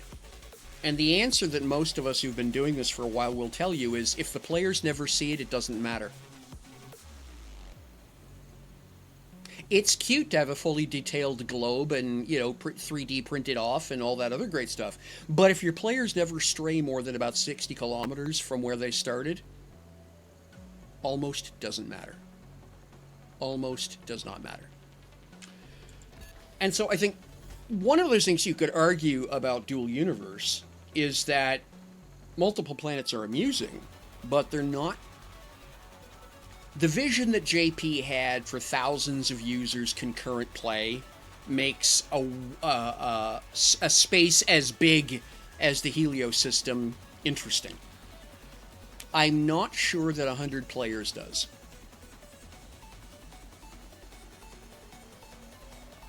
Exactly, MNCDK. Exactly that. So I think one of the big challenges that a lot of Dual Universe servers, myDU servers, are going to have is whether or not they want to stick with classic DU and have every planet in the Helio system as fully detailed as it was, or if the right answer isn't that Dual Universe servers start representing individual planets. And more of the intrigue being, things could be awfully lively in an area the size of Sanctuary, Alioth, and the Moons. Sanctuary Haven, right?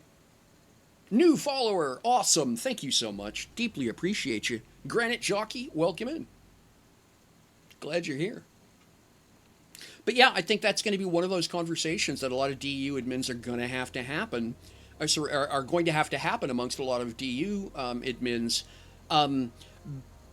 because there are just simply too many planets in a default DU universe. Even if we could get to 200 users on Settlers, there are 10 planets. Another well, here, let me look. We got points of interest. 1, 2, 3, 4, 5, 6, 7. Okay, let's not do that. Let's just go with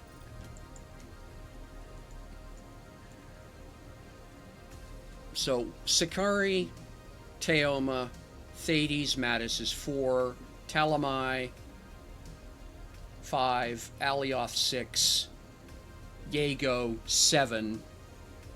There are 7 planets. Hey, Granite Jockey, playing on the Settlers server. I can throw the link for you in chat if you like. But you take 200 players, divide by 70. That's 30 people per planet. Even a comparatively small planet, like a moon of a planet, you could lose 30 people. They'd never see each other unless they made a concentrated effort to actually build in the same spot.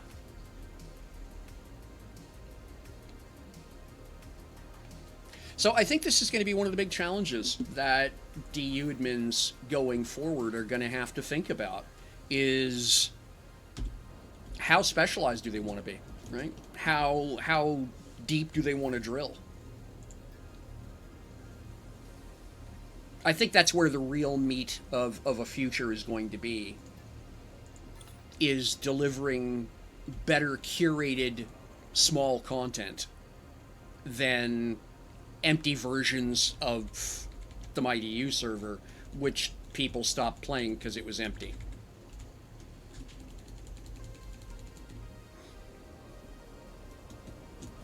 And that's the catch, is that at the point that you can arbitrary any or anywhere, I don't think the planet, I suspect you could probably have a damn good game of asteroids, asteroid belts and the blue zone. And the rest of it I don't think's needed. And I know that's going to make a lot of people unhappy, but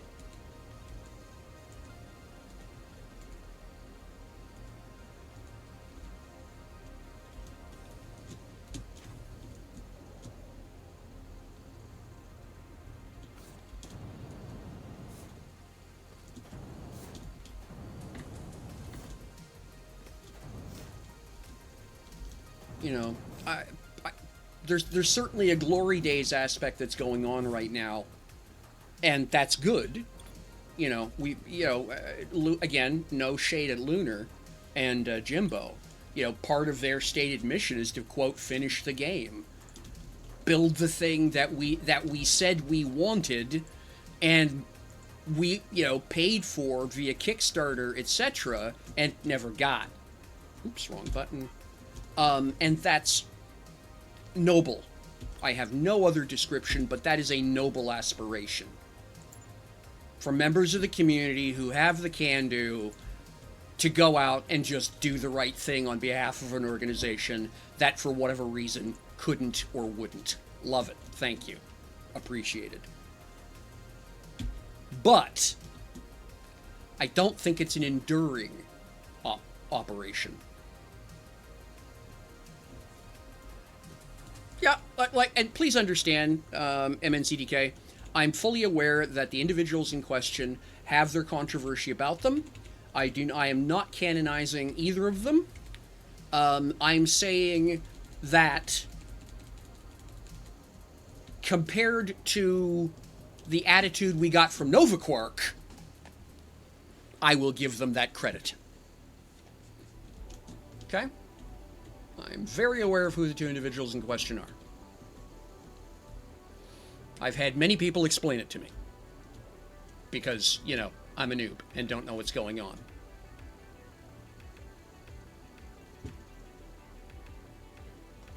So... Oh, I'm aware of that. Aspirations are aspirational. That is literally what's written in the name. You have to start somewhere, and reality is pesky. Let's just be honest. Okay? Reality is incredibly pesky. But that's what hope is for. When in doubt, hope. At the point we have Bear Claw, and again, I do not know under what capacity, but I suspect at the point that we're seeing new players, first-time DU players, coming into, showing up on the Settlers server. I don't know what's going on the other servers. But my suspicion is that NovaQuark has probably sold nearly as many copies of myDU at this point as they did of the Steam release. And so I suspect, cannot prove, but I suspect that Bear Claw will probably have some time on their hands to do to continue doing fit and finish work.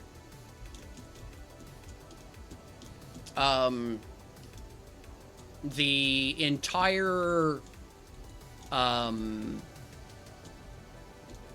popular coverage they've been getting on the stop killing games side of things, I think... Okay. Hey, Spiff, good to see you. Thanks for coming back. Good to see you. And let me be blunt. Nova Quark has repeatedly demonstrated to me that given 3 choices, one of them obvious, 2 of them horrible, they will invariably discount the obvious choice. Okay, they've demonstrated that to me innumerably. I am... gobsmacked is insufficient. Okay, so I'm not presuming they're automatically going to get it right. Okay? But they are certainly in a moment here where giving a programmer some time to work on a piece of software that's selling well doesn't sound like a difficult decision.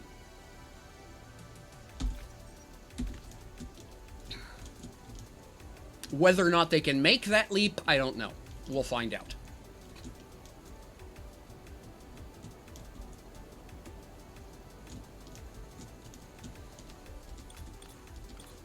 Okay, let's get these plugged in.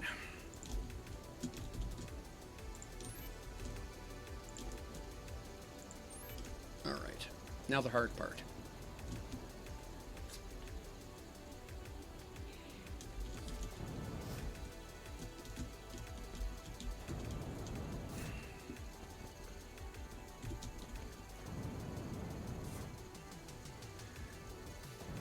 Now for the hard part, not killing myself.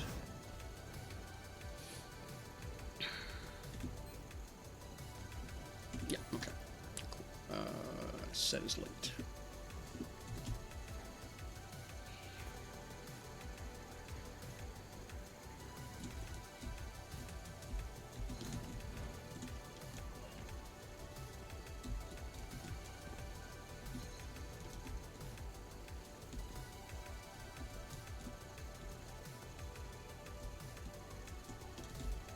Yeah, it feels cool. One of those questions I have when I walk around a ship is, does this feel cool? This feels cool. Okay. Definitely gonna need some hatch doors and things like that, but that's okay.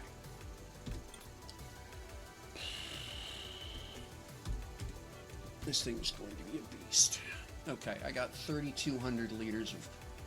So 3,200 divine... Okay, so I can put 800 liters per tank.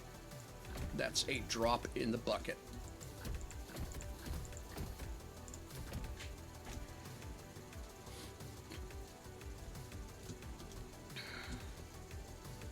No, I have 3. I have 3 tanks. 32. I can do 1,000 liters per tank. Okay.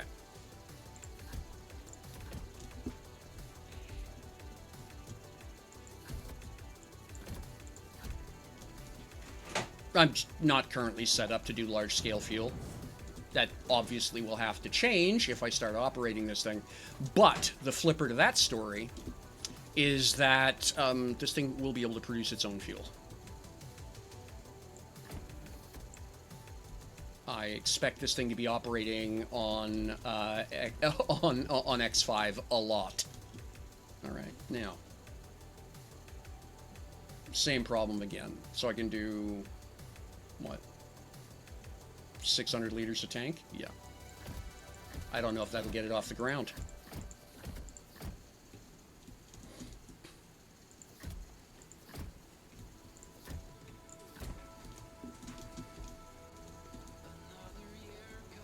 I may wind up having to go buy a tanker load of fuel.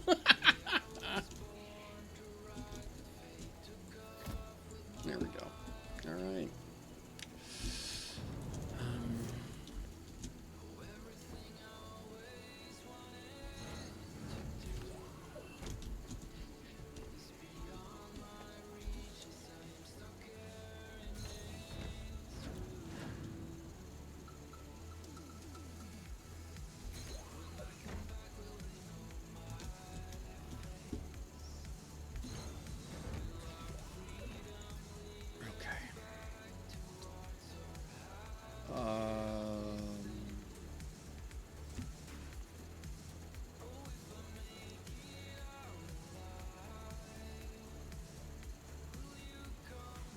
MNCDK, I think that is an excellent description. Nova Quark, it has a knack for seeing a fork in the road and going, well, better dig a tunnel. Yep.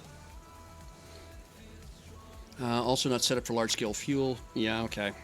Well, welcome back, by the way, MNCDK. Good to see you. Yeah, on Alioth. Well, I mean, I can always go get 18,000 liters of fuel from you. But, yeah, job one is get it into the air at all. Now, it seems to me... it's not Albatross I'm using. What was the one I'm using on the other one?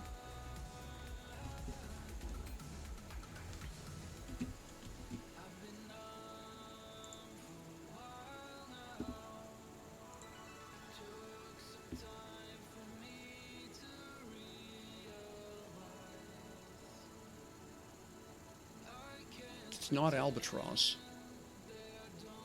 What was I using? Crash log wire short. I don't remember. Oh my gosh. I hates it when I do's that. Okay, you've got a huge amount of fuel. Yeah, right. All right. Well.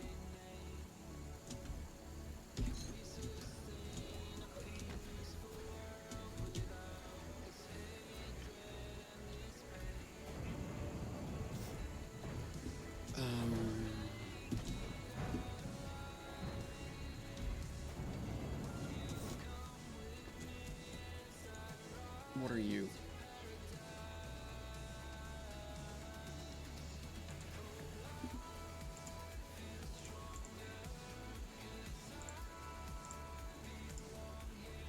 Which one are you?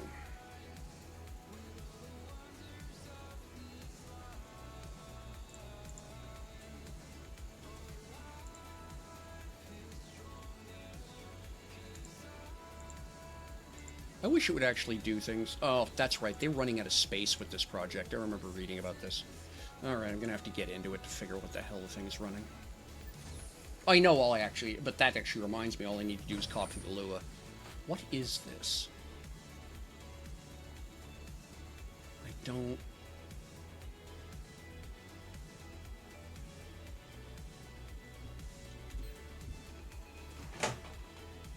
Ah, okay, it's Saga. Okay, that's what I'm looking for. Alright.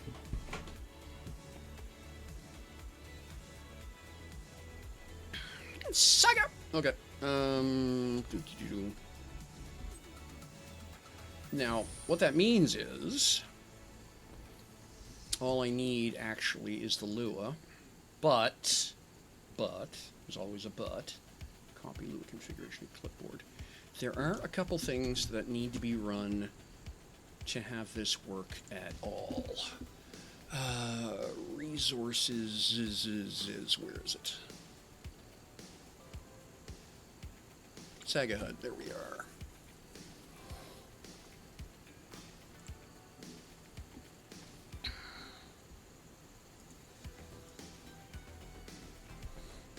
Core, okay.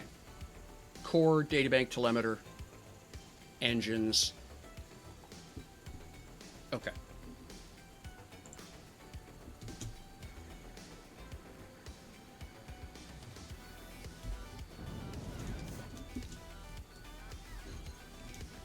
That's going to be something else I need to wire up. A lot of these things I want doors and stuff to auto-close as soon as the ship gets a certain altitude, things like that. But that's all for later.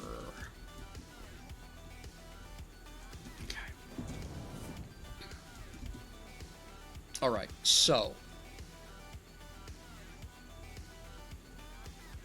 Yeah, that's it. That's exactly what it is. Just one sec, Spiff.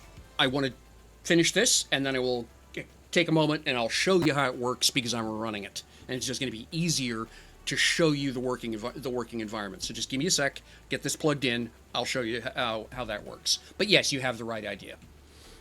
Okay, I need a core, a databank, and a telemeter. Okay. Do I have that shit plugged in already?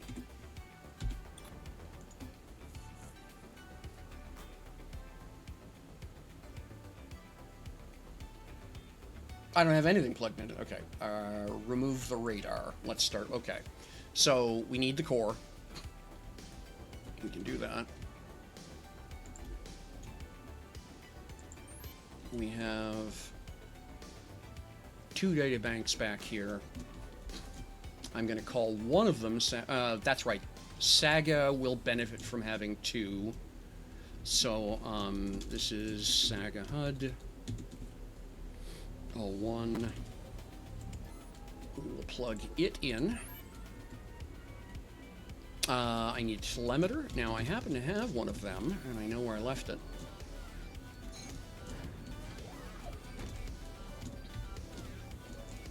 I will wind up installing a second one eventually, but for now, the one will do.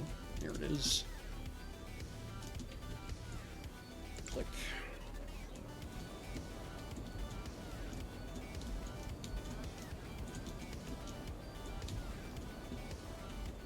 Okay.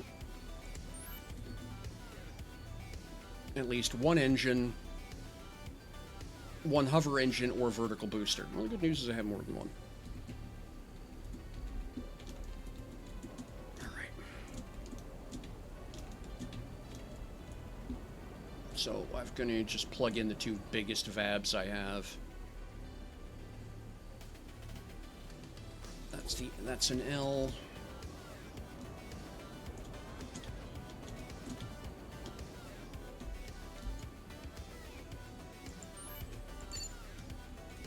And then there's a VAB over here of the same species. Where is it?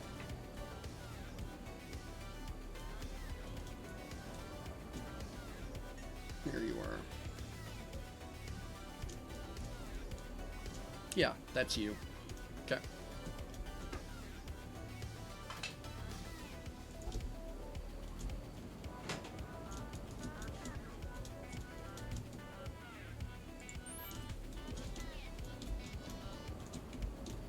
Okay, that should be enough to make this thing fly.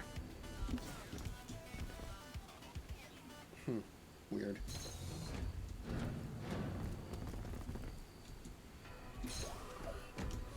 Okay. Okay, so then I should be able to right-click this, advanced, paste configuration. Oh, the radar, I need to plug the radar back in. Board.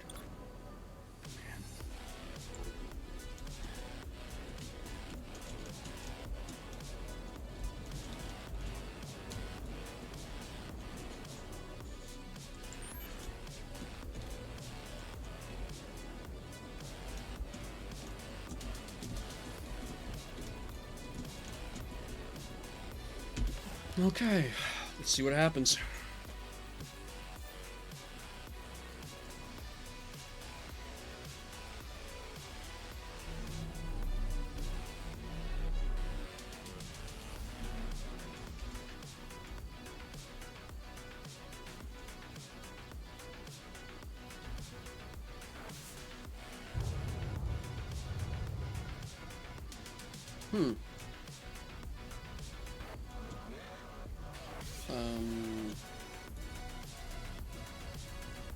Okay, why... Engines off, please. Why for you no hover? Let's start with this discussion. Now, that's probably not helping.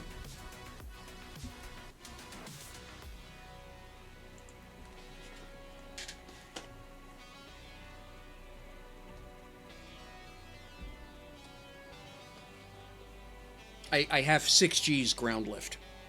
The problem should have been keeping the thing from lobbing itself into space accidentally, not struggling for it to get its landing gear up off the ground.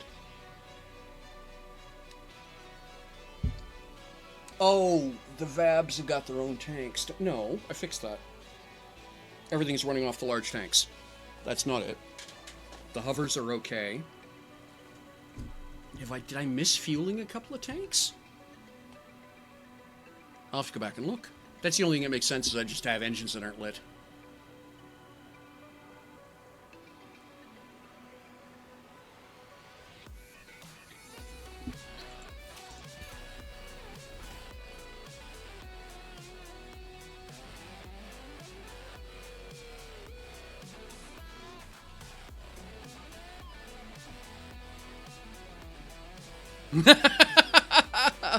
Yeah, but Kestrel, if I'm rated at 6Gs, I am by definition not too heavy. So I'll go back and check the numbers.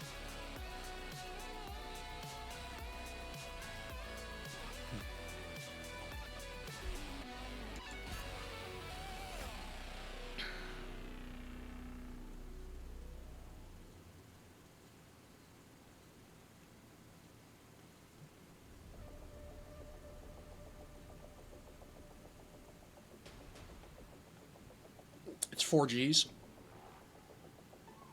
I'll double check.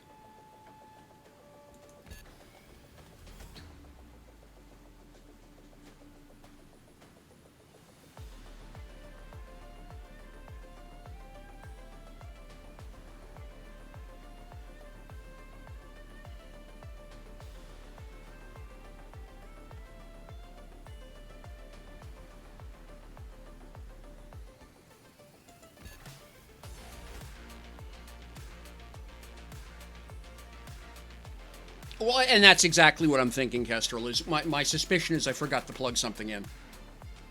So we'll go take a look when I get back in.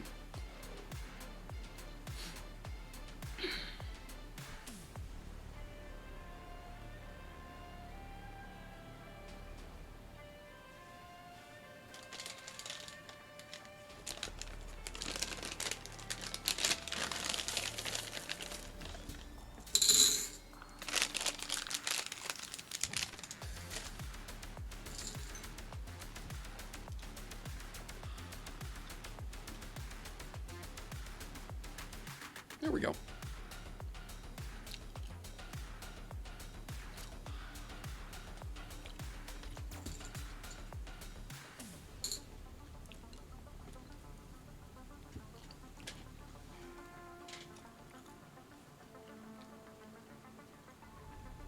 I love that quote. Absolutely love that quote. Your theory of a donut-shaped universe is intriguing, Homer. I may have to steal it. Stephen Hawking, theoretical physicist.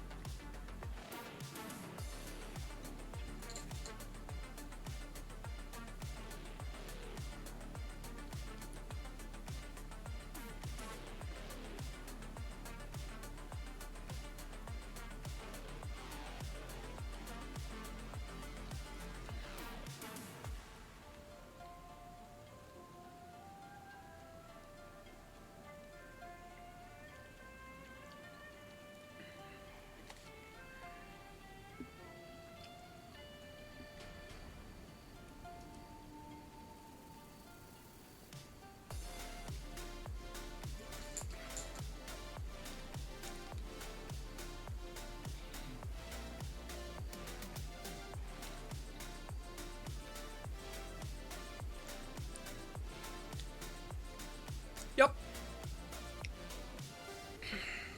You know something though, still?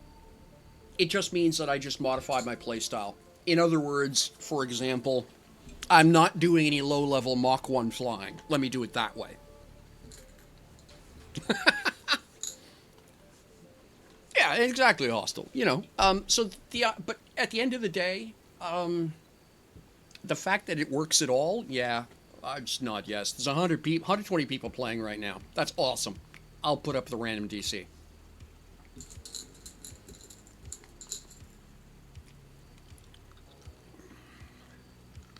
I mean, yeah, don't get me wrong, it's inconvenient.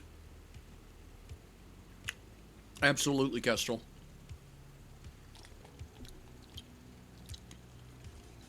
All right.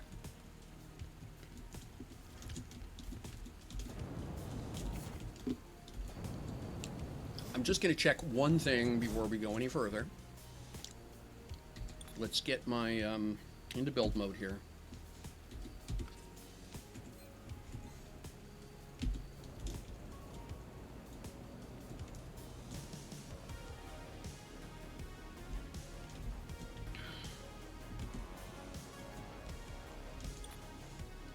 So that's a fuel tank. Where's the friggin' VAB? Okay, the VABs are there. There's nothing blinking, so everything is plugged in. The question is whether or not I missed fueling a tank. So there's a pair of tanks there. Those are fueled. And that runs all of this, I believe. Yep.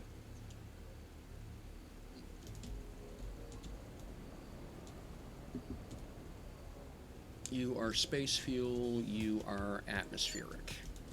Let's check the atmo tanks.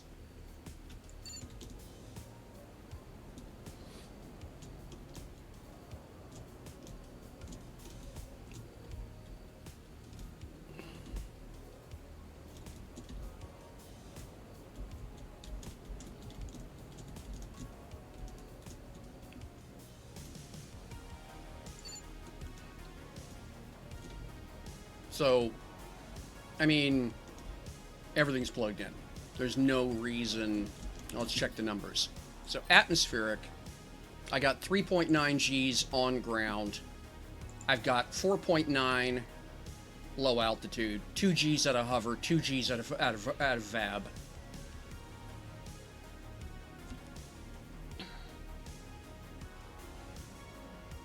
Oh, thank you.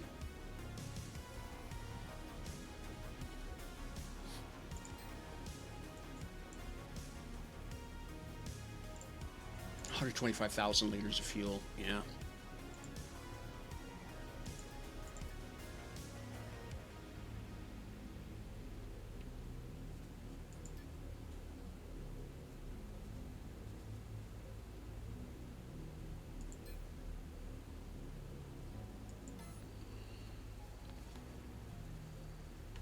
So, yeah, I mean,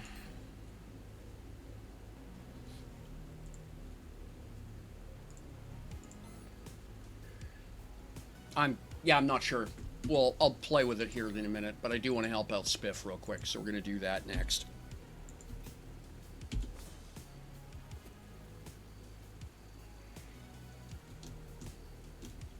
What is with that?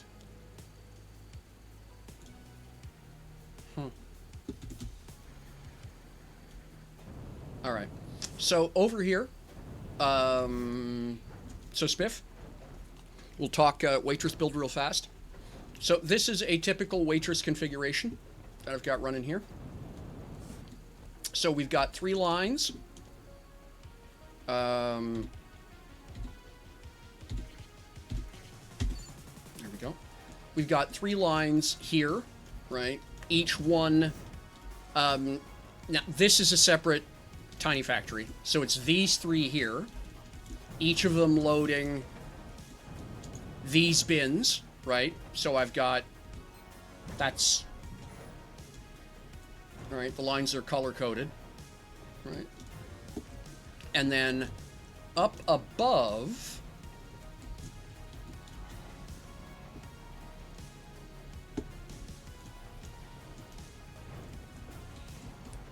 I have got 4 transfer units. Those are all linked to those 3 containers.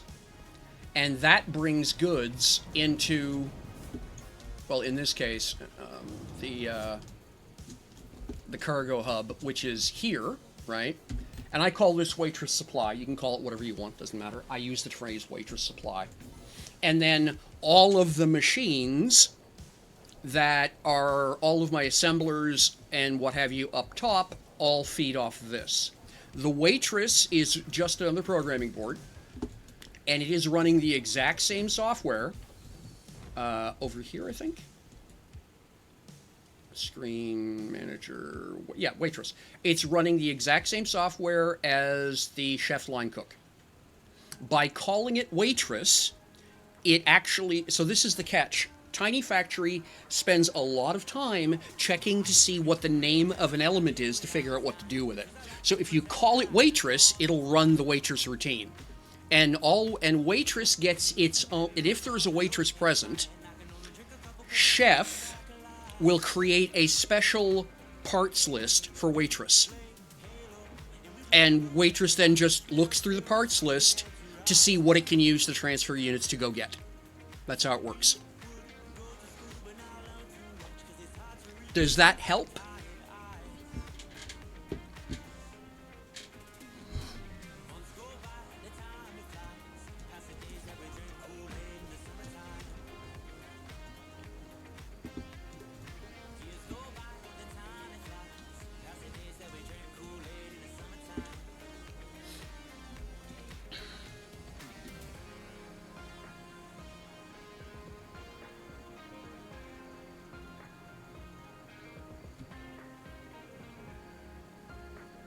So yeah, so here's my three. You can see they're color coded, right? So I've got yellow, red, purple. Yellow, red, purple are all have transfer units. All are connected to by all 4 transfer units. So they go from here to there, and then all of my assemblers and what have you all pull out of here, and then that's my finished goods.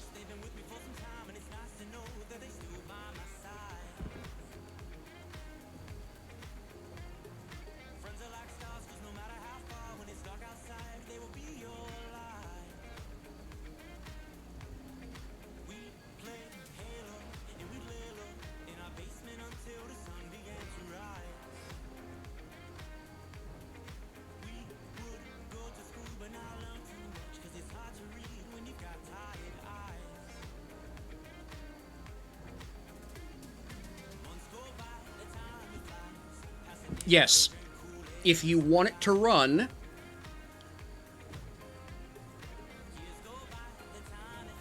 yes, you are correct. You are correct, MNCDK. You cannot rename. It uses a very specific naming convention. It expects assemblers to be called assembler. It expects the switches to be named for the thing that it is going to turn them on or off. It expects the boards to be named for the job they're going to do. You would have to edit the source code, MNCDK, to fix that. So, as opposed to having to configure every board internally to say, in this case, your job is waitress, you just name the board waitress. And yes, everything is connected to the manager. So the connection is from customer to manager, and then everything else is connected to manager. Or specifically, the switches for all of the other boards are connected to manager.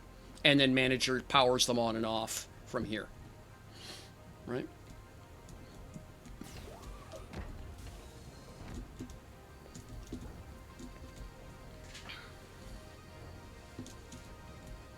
Something I, by the way, have done just is I've got the switch for the screen board up here, because that lets me run just the screen board and get updates. Even, like, this whole system may not be running right now. Sorry about that. This whole tiny factory is off right now, but I can run just the screen to see if any of the machinery is doing something. I find it handy.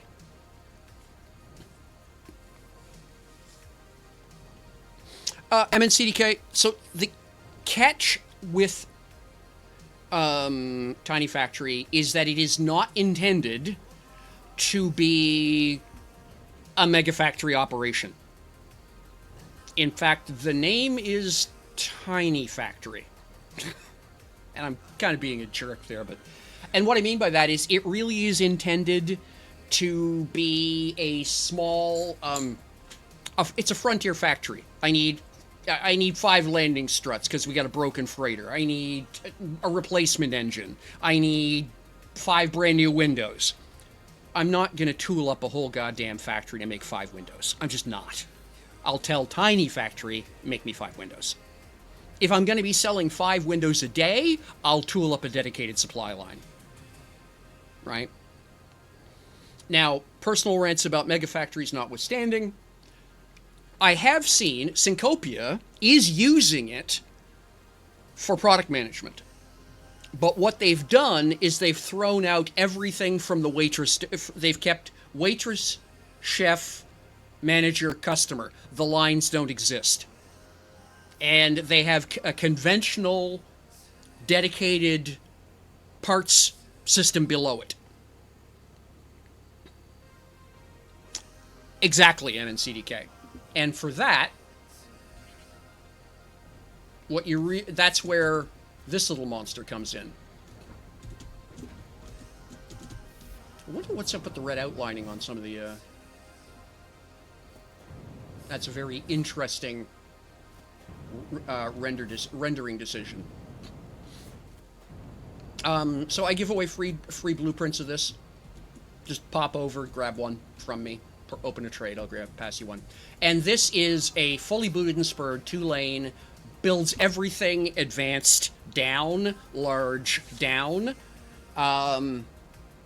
You just basically pour ore into the leftmost bin, and what you were looking for comes out the rightmost bin, and all you have to do is edit the customer board and put in the item numbers for what you want. And most of the common stuff, there's a lot of common stuff here already. And that's everything you need. You're on TTV, that's okay. You can, I was just going to say, there's a way around that, actually. I can export it. I could export it. I actually do have a character on third verse. But what I wanted to do with that character was be a pilot, and because of the way the economy is set up, there's no point in having a pilot. So now I've got to figure out if I just want to be an industrialist everywhere.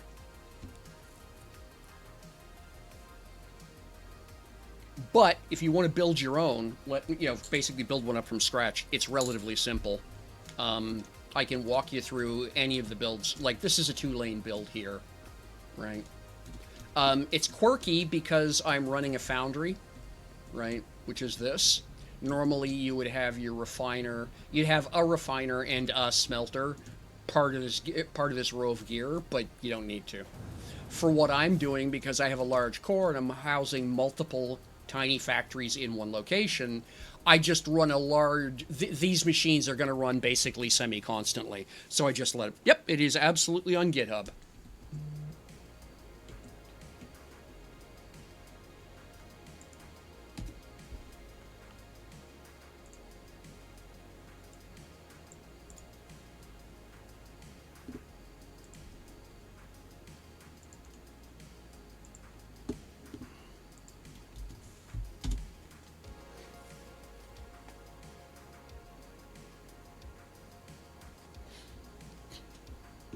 Oh, awesome, Kestrel. Thank you so much.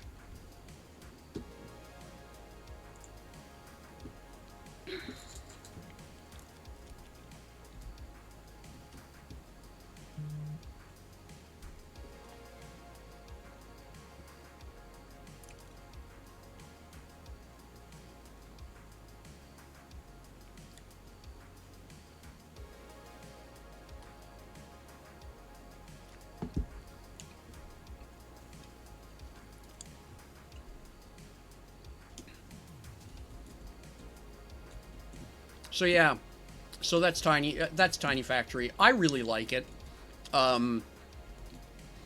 because for most of the time, what I'm doing, it's the easiest way to solve small production problems. Like, because I'm late to the party on this server, there's no point in me setting up a large factory. It's pointless, absolutely pointless. There are already 2 or 3 mega factories that are idling, doing nothing, roughly. So me building a large factory just for the sake of building a large factory, well, okay, if that's what I want to do for fun, but it's not going to get use. There's just not enough people. The market here is so quiet that it makes no sense. It's a better use of my time to have fun building tiny factories than try and spin up a large scale factory.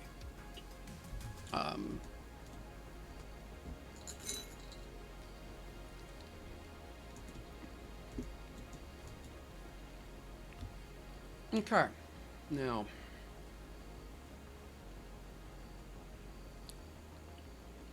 all right, folks.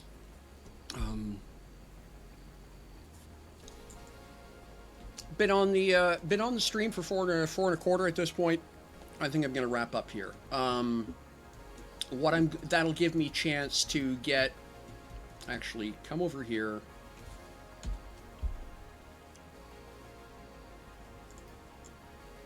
And let's add some zeros. This is gonna be expensive. 16,000 nitron fuel, 32,000 X2. Let's do that. And let's turn this off. turn that on. And then, yeah, the next thing I'm going to have to worry about, ultimately, the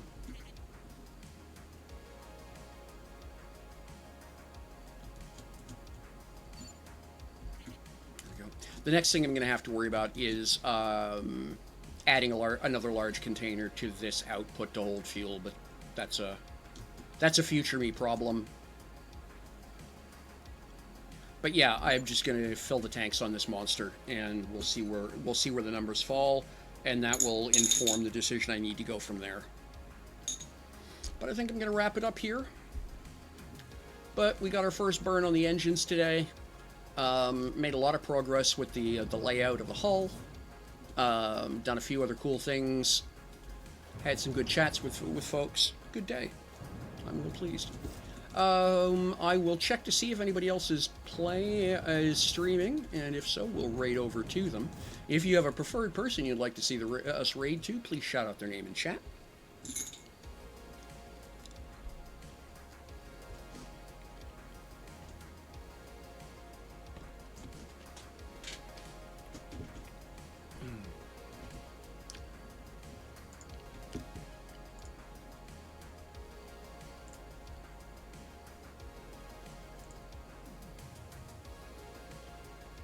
Agent Marine and Syncopia. Awesome. All right. So we'll raid over to Agent Marine here in a minute. So yeah, thank you very much everybody for hanging out with me. I do appreciate your company. If you're new to DU, or if you have questions or whatever, don't be afraid to chat with me in-game. Always willing to help. I will warn you though, I will probably suggest you read the manual, because a lot of the questions I'm seeing going by are stuff that's actually in the server guides. So yeah, take a minute, read them. But if you're still stumped, I'm happy to help. We all started new. By definition, we were all noobs. Yeah. RT, absolutely. Read the fine manual. And yeah, again, if there's anything, if you need a copy of Tiny Factory on any server I'm playing, just hit me up. Happy to give you a copy. Reminder that I am not the author of Tiny Factory. I am currently the maintainer of Tiny Factory, and so I don't charge for the blueprints. I pass them out for free. If you'd like to donate as a thank you, feel free. No obligation. And as always, take care of yourselves. Reach out to those folks you haven't seen in a while. If you know folks who have played DU in the past and haven't looked at the game in a while, let them know about myDU, and let them know about your favorite server, and invite them back. More people playing, the better it is for the community.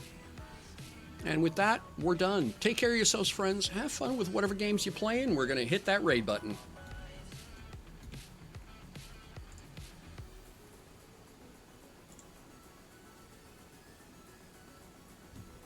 So please stick around for the raid. Give a big shout out to Agent Marine when we get into their channel. I'm gonna stream. I'm gonna raid and run. Take care of yourselves, friends. Appreciate you being here.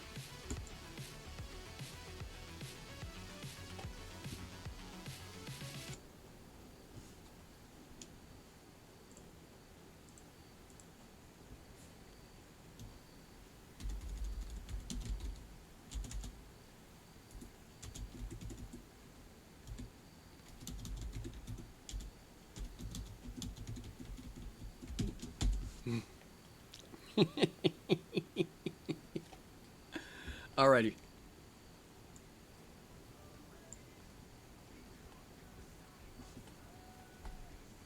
All right. For everybody else, take care of yourselves, friends. We're done. Bye-bye.